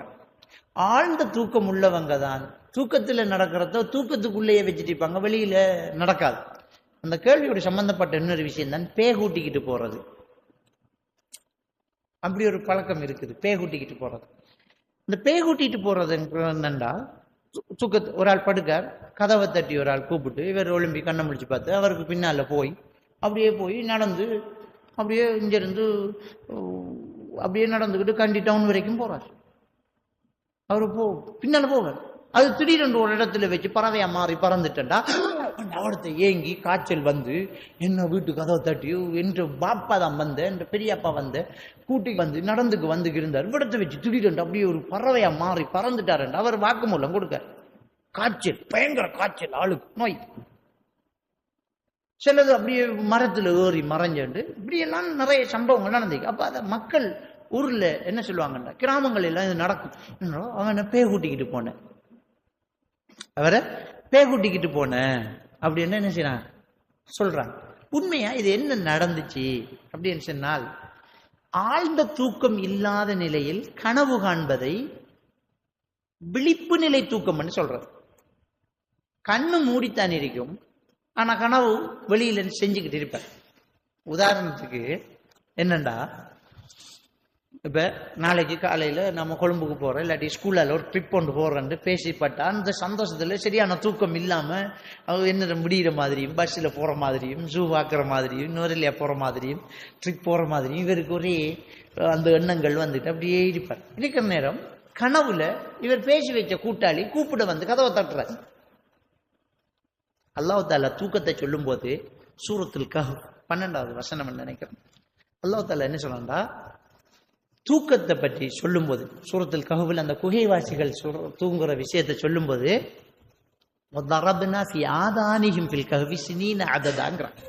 அவர்களின் காதில் பல ஆண்டுகள் நாம் சீல் வைத்தோம்ங்கிறார். தூக்கத்தை கண்ணுல சீல் வச்சோம் என்று சொல்லல, காதில் சீல் வச்சோம் என்று தான் சொல்றான் அல்லாஹ். நம்ம தூங்குறதுக்கு போனோம்டா கண்ணை மூடினா தூக்கம் பெறாது, காது மூடினா தான் தூக்கம் பெறும். காது மூடுறது நாம இல்லை, அந்த வெளியில என்ன பேசிக்கிட்டு இருக்கிறத கேட்டுக்கிட்டு அப்படியே படுத்தவருக்கு இந்த சவுண்டு கட்டாயினா அவர் தூங்கிட்டார். அதுக்கு பிறகு இந்த காதுல வேற சவுண்டு ஸ்டார்ட் ஆயிரும், கனவுல வர்றது காதுல கேட்கும். இப்போ ஒரு ஆள் தூங்குறாருண்டா அவரை கண்ணை இப்படி திறந்து எழும்ப மாட்டார், அவரை பேரை சொல்லி எழுப்பணும். யா ஃபுலான், தம்பி தம்பி தம்பி தம்பி, பாப்பா பாப்பா பாப்பா, ஒரு 5வது சத்தம் 6வது சத்தம் காதுல ஒழுங்கு எழுப்போம். தூக்கத்தை அல்லாஹ் குர்ஆன்ல அப்படித்தான் சொல்றான். இந்த பேய் கூட்டிட்டு போறவங்களோட விஷயம் என்னென்றால், இவங்க கனவு காண்றது காதுல கேட்குது, காதுல கேட்டு கண்ணை விழிக்காங்க, விழிப்பு நிலை தூக்கம். சிலர வீட்டில் இது நடந்திருக்கும். எப்படின்னா, பிள்ளைகள் சாப்பிடாம படுக்கும், அம்மா போய் பிள்ளைய ஒழுப்புவா, டேய் ஒழும்பிட்டு முழிச்சிட்டு வாடா, திரும்ப டேய் ஒழும்புடா, சாப்பிடுடா, கை கழுவுடா, அவனுடா தீச்சுனா 50 எண்ணோடு படுப்பான். காலத்தால் ஒழும்பு எனக்கு சோறு தரல, டே ஒரு விஞ்ஞாஞ்சோறு நான் எங்க திண்டோம், அவனுக்கு நினைப்பே இல்லை, திண்டோடு படுப்பான். இது விழிப்பு நிலை தூக்கம். அவன் கண்ணை முழிச்ச, கையை கழுவின, கதிரையில இருந்த, நம்மளோட கதைச்ச ஒன்றுமே அவனுக்கு ஞாபகம் இல்லை. அவனை பொறுத்த வரைக்கும் அது தூக்கத்தில் நடந்திருக்கான், நான் கண்ணை முழிச்சிருக்கான், ஒலிம்பிக்கு வந்திருக்கான். இப்ப நான் படுக்கன், கதவு தட்டுப்படுது, கனவு இல்லை, கனவுல சத்தம் காதுல கேட்கும், காதுல சத்தம் கேட்டு நான் இப்ப கண்ணை முழிச்சுக்கிட்டு கதவை திறக்கன், கதவு கங்கால ஒத்தரும் இல்லை, ஆனா கனவுல ஒரு ஆள் நின்றதை நான் பார்க்கணும். இப்ப கண்ணை திறந்துக்கிட்டு கனவை பார்க்க நிக்கி, நில்லுடா பேக் எடுத்துக்கு வரான் போய் நான் வச்ச பேக்க தூக்குறோம், போவண்டாண்டு போறேன், டயர்டு இல்லாம நடப்பேன். ஒரு விஷயம் சொல்லுவாங்க, பேகூட்டிக்கு போறவர் காலில் தண்ணி பட்டா பே மறைஞ்சிரும்பாங்க பழைய ஆக்கள். அதுல யதார்த்தம் என்னென்று விளங்கிட்டா, தண்ணி பட்டா கனவு மறைஞ்சிரும், கனவு மறைஞ்சா காட்சி மறையும். விளங்கிட்டா? என்ன பேகூட்டி போகல, என்ற உருவத்துக்கு ரோடு இதே, நான் அக்குறன தானே, என்ற ஊட்ட திறந்த இந்த ரோட்டு கனவுலையும் அந்த ரோட்டு தானே வரும். எனவே ரோட்ல சரியா தான் நடப்பேன். நான் இத்தனை 8 முடிய சந்தி முடிய நான் ரோட்ல சரியா தான் டேர்ன் பண்ணுவேன். அது கனவுல பார்த்துக்கு போறேன். நான் கண்ணை முழிச்சுக்கிட்டு இருக்கேன், எனக்கு முன்னால் ஆள் போகும். மழை பெஞ்ச தண்ணியில காலை வச்ச உடனே என்ற தூக்கம் கலையும், தூக்கம் கலைஞ்சா முன்னுக்கு போன ஆள் மறையும். அதாவது கனவு மறைஞ்சால் மிச்சம் இருக்கிற ரோடு இருக்கும். கனவு கண்டு கண்ணை முழிச்சா கட்டில படுத்தா கஷ்டம் இல்லை, கண்ணை முழிக்கிற நேரம் கண்டிட்டவுன்ல நின்றா கஷ்டம். விளக்கிட்டா? அதுதான் பேய் கூட்டிக்கிட்டு போறேங்கிற. பேய் கூட்டி போகல, கனவு கண்டு உருவத்துக்கு பின்னால், கனவுல கண்ட உருவத்துக்கு பின்னாலே போறான். கனவுல ஒரு ஆள் பறவையா மாறது பெரிய விஷயமா? கனவுல ஒரு ஆள் திடீரென்று குரங்கா மாறது பெரிய விஷயமா? இல்ல தான். அப்படி மாறத பேயன்னு நினைச்சிட்டீங்க. இப்ப பார்த்தான், டக்குன்னு பார்த்தான், கண்ணு முடிச்சான், ரோட்ல நிக்க ஒரு ஆள் கூட்டிக்கு வந்தாள், நான் பறந்து போகுது, அவன் எஃபெக்ட் ஆகுறான். அதனால இவனோட மூளோட டெம்பரேச்சர் செக் பாயிண்ட் டிஸார்டர் ஆகுது. டிஸார்டர் ஆனா சூடானா காய்ச்சல் வரும், காய்ச்சல் வந்து படுப்பான். விலகிட்டாங்க. இதான் அந்த எஃபெக்ட். பேய கூட்டி போனா காய்ச்சல் வந்தேங்கிற, காய்ச்சல் வரும். இதான் நடக்கிற அந்த பேய் கூட்டி போறேங்கிறது. அதான் நீங்களோட கேள்வியோட விழிப்பு நிலை தூக்கம். ஆழ்ந்த தூக்கம் இல்லாத ஆக்கள் கனவுல பேசுவாங்க, ஒலிம்பிக்கு நடப்பாங்க. பிள்ளைகள் சிலதுகள் விளையாடி டயர்ல படுற பிள்ளைகள் ஒலிம்பி பெட் எடுத்து போல் அடிச்சவன் எல்லாம் இருக்கான். ஒரு ஆள் சொல்றாரு, மகன் புதுசா ஸ்கூல்ல இதுல பேங்க் பாத்தியத்துல சேர்த்து விட்டான், நடிச்சு அவன் கட்டில ஒளிமி நின்று சல்யூட் அடிச்சுக்கு நின்றுக்கான். டேய் பர்றா, நாளைக்கு போகலாம், அது சல்ல எடுக்கலாம். அப்படி அந்த அந்த அந்த மனசுக்குள்ள ஓடினதை அந்த ஆழ்ந்த தூக்கம் இல்லாட்டி வெளியிலே பண்ணுவாங்க, செய்வாங்க. வேற ஏதாவது கேள்வி எழுதிக்கிறா?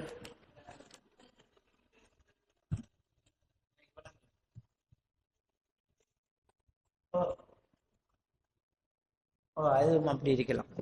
தூக்கத்துல திணுக்கிட்டு எழும்புறது, அது அந்த கனவு கண்டு ஒரு எஃபெக்ட் ஆகக்குள்ள அவரை தூக்கம் கலையுது, அது ஒன்றுமில்லை. பெரும்பாலும் அப்படி இருக்கிற ஆட்களுக்கு இந்த அமைதிப்படுத்துதல், ஆறுதல் படுத்துதல், அணைச்சிக்கிட்டு இருக்கிற பேரண்ட்ஸ் நான் பாதுகாப்பாத்தான் இருக்கேன் மகன் என்ற உணர்வை கொடுக்கறதுனால சரியாக்கலாம்.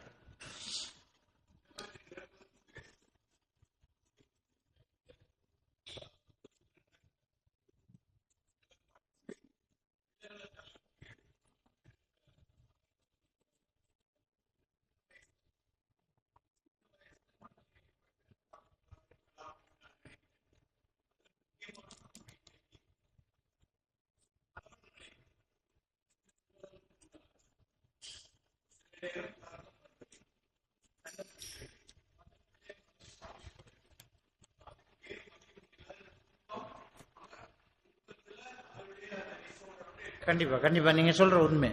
அதாவது அவர் என்ன சொல்றாருண்டா, இன்றைக்கு சின்ன பிள்ளைகள் தூக்கத்துல நடக்கிற இது சின்ன பிள்ளையோ பெரிய ஆளோ சின்ன வயசுல ஏற்பட்ட மனத்தாக்கம், அந்த தாக்கத்துக்கு ஒரு பெரிய பங்கு பிள்ளைக்கு முன்னால பெற்றோர்கள் சண்டை செய்யறது, பெற்றோர்களுடைய பிரச்சனைகளை பிள்ளை பார்த்துக்கிட்டு இருக்கிறதுனால பிள்ளைக்கு அன்பு தேவையும், அதுதான் நான் ஆரம்பத்தில் சொன்னேன், அன்பு தேவையும் காப்பு தேவையும் இல்லாம போகும். அது இல்லாம போனா டிஸார்டர் ஆகும், ஒரு ஆளுக்கு மனநிலை பாதிக்கப்படும். அந்த ஸ்ட்ரெஸ் வரும். ஸ்ட்ரெஸ் மேனேஜ்மெண்ட் சரியா செய்யலாட்டி இப்படியான பிரச்சனை வரும். சரியா சொன்னீங்க, அது கூடாது. அதனாலதான் குழந்தை வளர்ப்புங்கிற சம்பந்தமான நேரத்தோடையும் பேசியிருக்கிறேன். யூடியூப்லேயே பயான்கள் இருக்கு, நீங்க கேட்கலாம். பிள்ளை வளர்க்குற விஷயத்துல பிள்ளைக்கு முன்னால பெற்றோர்கள் ஒரு நாளையும் சண்டை செய்யக்கூடாது. ரசூலுல்லாஹே சொன்னாங்க, கணவன் மனைவி அவங்களுக்குரிய உரிமைகளை பற்றி சொல்லும் போது, உங்க மனைவிக்கும் உங்களுக்கும் இடையில பிரச்சனை உங்க வீட்டுக்குள்ளே இருக்கணும். ஒலா தஹஜுருஹுன்ன இல்லா ஃபி புயூத்திக்கும் பண்ணாங்க. பொண்டாட்டி புரிச்சன் பிரச்சனை வீட்டுக்குள்ள வச்சுக்கோங்க, பிள்ளைகளுக்கு முன்னால வச்சுக்காதீங்க. நாங்கள் ரசூலுல்லாஹ் நம்ம வாய்த்தாக்கம் செய்யறத பிள்ளை கேட்டுக்கிட்டு இருந்தா பிள்ளைக்கு ஒரு பாதுகாப்பு இல்லை, ஒரு அன்பு இல்லை என்ற ஒரு உணர்வு வரும். அது வந்தால் அது பிள்ளைக்கு உளவியல் ரீதியான ஒரு பெரிய பாதிப்பை கொண்டு வரும். ஆனால் உண்மையை கடந்த காலங்களில் பாப்பாவோட இருந்த பிள்ளைகள் சோறு திங்கிற, விரலை பிடிச்சிக்கு நடக்கிற, கூடவே இருக்கிற பாப்பா உம்மாவோட ஒழுக்கங்களை பிள்ளைகள் படிச்சுது. இப்போ பாப்பாவும் பிஸி, உம்மாவும் பிஸி. என்ற அவருக்கு டிவி, இவருக்கு ஃபோனு, தொழிலும் இல்லை ஒன்றும் இல்லை. ஆனால் ஐ எம் வெரி பிஸி. பிள்ளைகளை வளர்க்குற ஆட்டோக்காரனும், டீச்சர்மாரும், கிளாஸ் நடத்துகிற ஆளும், ரோட்டில் நிற்கிறவனும், கொடுக்காரனும். அப்போ பிள்ளைகள்கிட்ட சரியான ஒரு மாற்றத்தை நாம கொண்டு வரையில. உண்மையிலே பிள்ளைகளை நம்ம அந்த காலத்தில் ஒரு பொடியன் தவறு செஞ்சாடே பாப்பாவோட இருந்து சோறு துண்டிக்காடா நீ அங்கே இருக்கிற, ஏன்னா பாப்பா உள்ள உறவு நல்ல ரிலேஷன்ஷிப் நல்லா இருந்தால் பிள்ளை நல்லா வரும். இன்றைக்கி நம்ம பிள்ளைகளை கூட்டிகிட்டு பள்ளிக்கு வரணும், பிள்ளைகளோட நம்ம டைம் பாஸ் பண்ணணும், பிள்ளைகளோட உட்கார்ந்து விளையாடணும், பிள்ளைகள மனசில் இருக்கிற கவலைகளை முகத்தை பார்த்துட்டு இஞ்சி வாமா என்னடா ஒரு மாதிரி ஆகிக்கிற என்னடாண்டு ஒரு ஃப்ரெண்ட்ஸாக ஒரு பாப்பா நடந்தால் பிள்ளைக்கு ஒரு பிரச்சனையும் இருக்காது. இப்போ நாம சரியான பிஸி, அவன் ஒளிம்பிடுறதுக்கு முன்ன வெட்டக்கிறங்கிற, அவன் தூங்கினது போகிற வீட்டுக்கு போகிறேன் விளங்கிட்டான். அவனுக்கு வாப்பா சந்திக்கிறதுக்கு போயாடே வரணும், போயாடே வாப்பா கிட்ட வந்தா போடாடே என்றோடு இவர் வெட்டைக்கு போறாச்சு. அப்ப எப்படி பிள்ளை நல்லவர்? கண்டிப்பா அவர் சொன்ன விஷயம், பிள்ளைகளோட நம்மளோட ரிலேஷன்ஷிப், அன்பை கொடுக்கறது, அரவணைப்பை கொடுக்கறது கண்டிப்பா இருக்கணும். அது ஒரு கேள்வி கேட்குறாங்க, நமக்கு ஏதாவது பிரச்சனை வரக்குள்ள டக்குன்னு குர்ஆன் எடுத்து ஒரு பக்கத்தை விரிச்சு அதை வாசிக்கிறது, அதுல இருந்து நாம் ஒரு முடிவு எடுக்கிறது. இது ஒரு மூட நம்பிக்கை. ஆனா குர்ஆன்ல எல்லா விஷயங்களும் சொல்லப்பட்டிருக்கு. சில நேரம் நாம குர்ஆன் எடுத்து விரிச்சா நமக்கே வந்த வசனம் மாதிரி ஒரு வசனம் இருக்கும், விளங்கிட்டா? அது உண்மையிலே குர்ஆன்ல உள்ள மகிமை. அது மூட நம்பிக்கையா எடுத்துடாம நமக்கு பிரச்சனைகள் அது இதுகளில் குர்ஆனை கொண்டு நாம தீர்த்து கொள்ளணும்னு நாம நினைச்சு குர்ஆனை பார்த்து அதுல உள்ள சில வசனங்களை நாம எடுத்து நடக்கிறது தப்பு கிடையாது.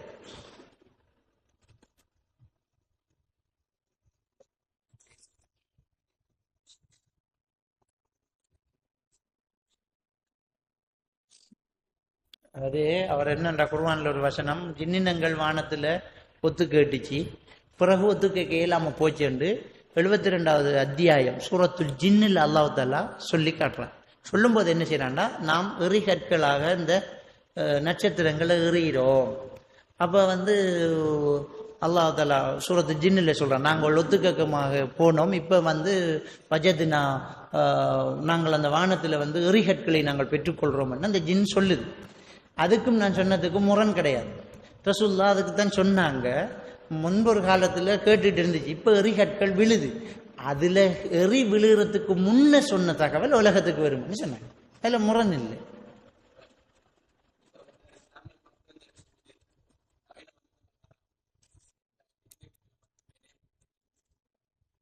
அதாவது பேரை சொன்னாலும் குற்றம் இல்லை. பின்னூரி, நொஸ்ரான் பின்னூரி என்கிறவர் ஒரு பெரிய புரளியை கிளப்பிவிட்டார். என்னண்டா, இந்த நவீன மருத்துவம் ஆபரேஷன் பண்றது அதெல்லாம் ஹராம் என்று சொல்லி, நாம என்னண்டா ஒரு சிலர் என்ன சொல்லலாம்டா, அலோபதி இந்த நவீன மருத்துவத்தோட மூலிகைகளால் செய்யுங்க, அதுல சில நச்சுக்கள் இருக்கலாம்னு சொன்னா அதையாவது ஏற்றுக்கொள்ளலாம்.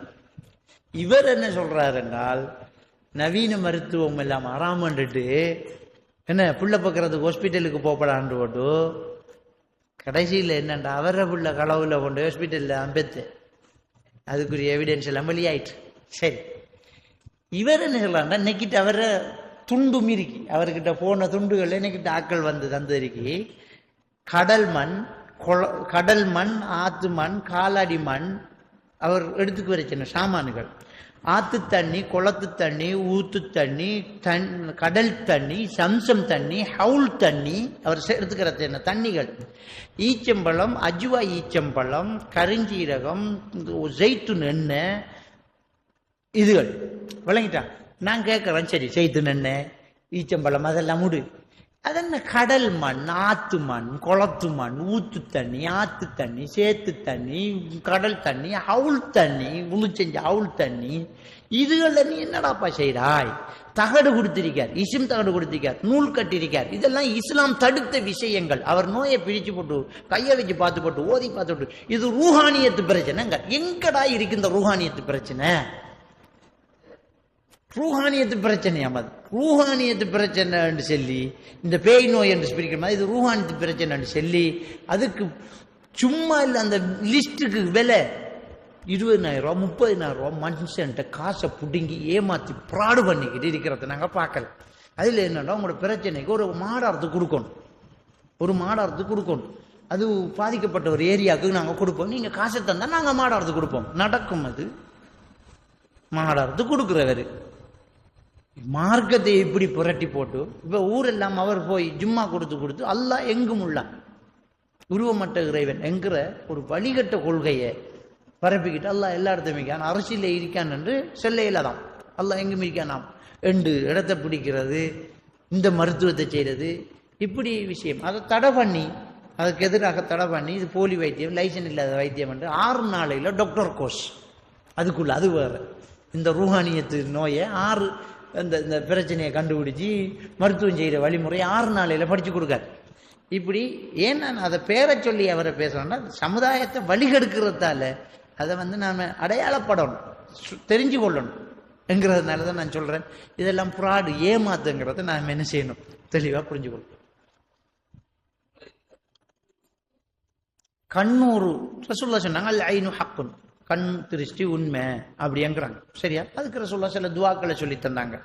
அஊது பி கலிமாத்தில்லாஹி தாம்மா வ மின் குல்லி ஷைத்தானின் வஹாம்மா வ மின் குல்லி ஐனின் லாம்மா, இதை ஓத சொல்லி ரசூலுல்லாஹ் சொன்னாங்க. அந்த ஹதீஸுகள் இருக்குது.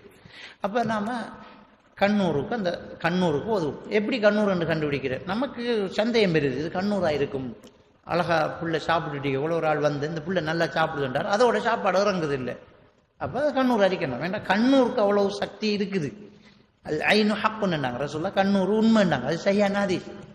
அப்ப ஆச்சரியத்தை கண்டு, விசித்திரத்தை கண்டு பார்த்தா அது கண்ணூர் படும் என்றிருந்தால், நடிகைகளை பார்த்து எத்தனை பேர் ஆச்சரியப்பட்டாங்க, அவளுக்கு வகுத்து வலி வந்துச்சா.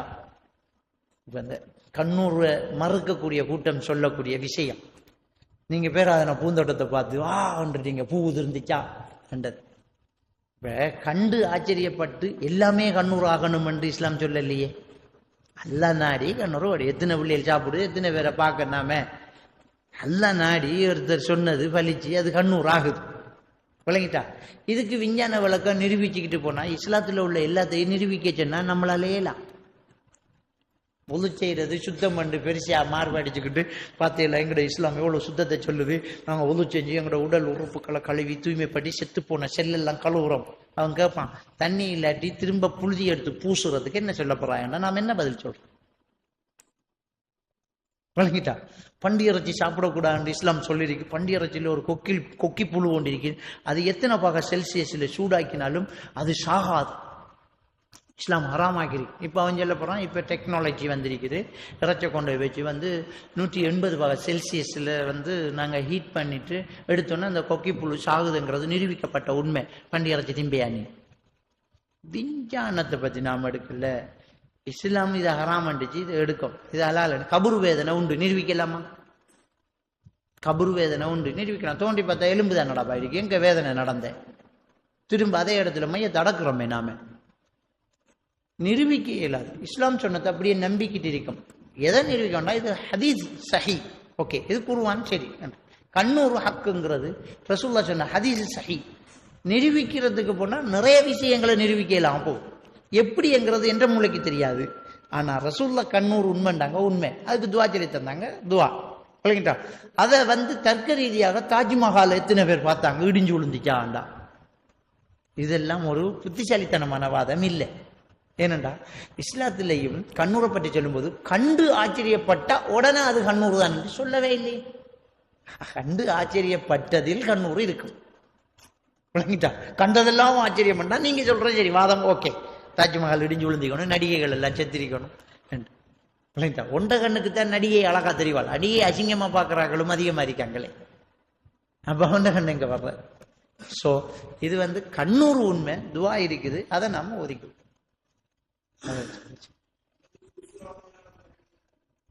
குல்சூரா கண்ணூருக்கு குல்சூரான்றது நமக்கு தெரியல, ஹதீஸ்ல அப்படி வரணும். இந்த துவா தான் வந்திருக்கு, அஊது பி கலிமாத்தில்லாஹி தாம்மா வ மின் குல்லி ஷைத்தானின் வஹாமா வ மின் குல்லி ஐனின் லாமா.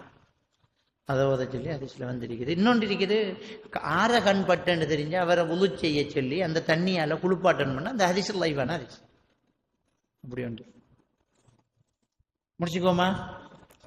سبحانك اللهم وبحمدك أشهد أن لا إله إلا أنت أستغفرك وأتوب إليك.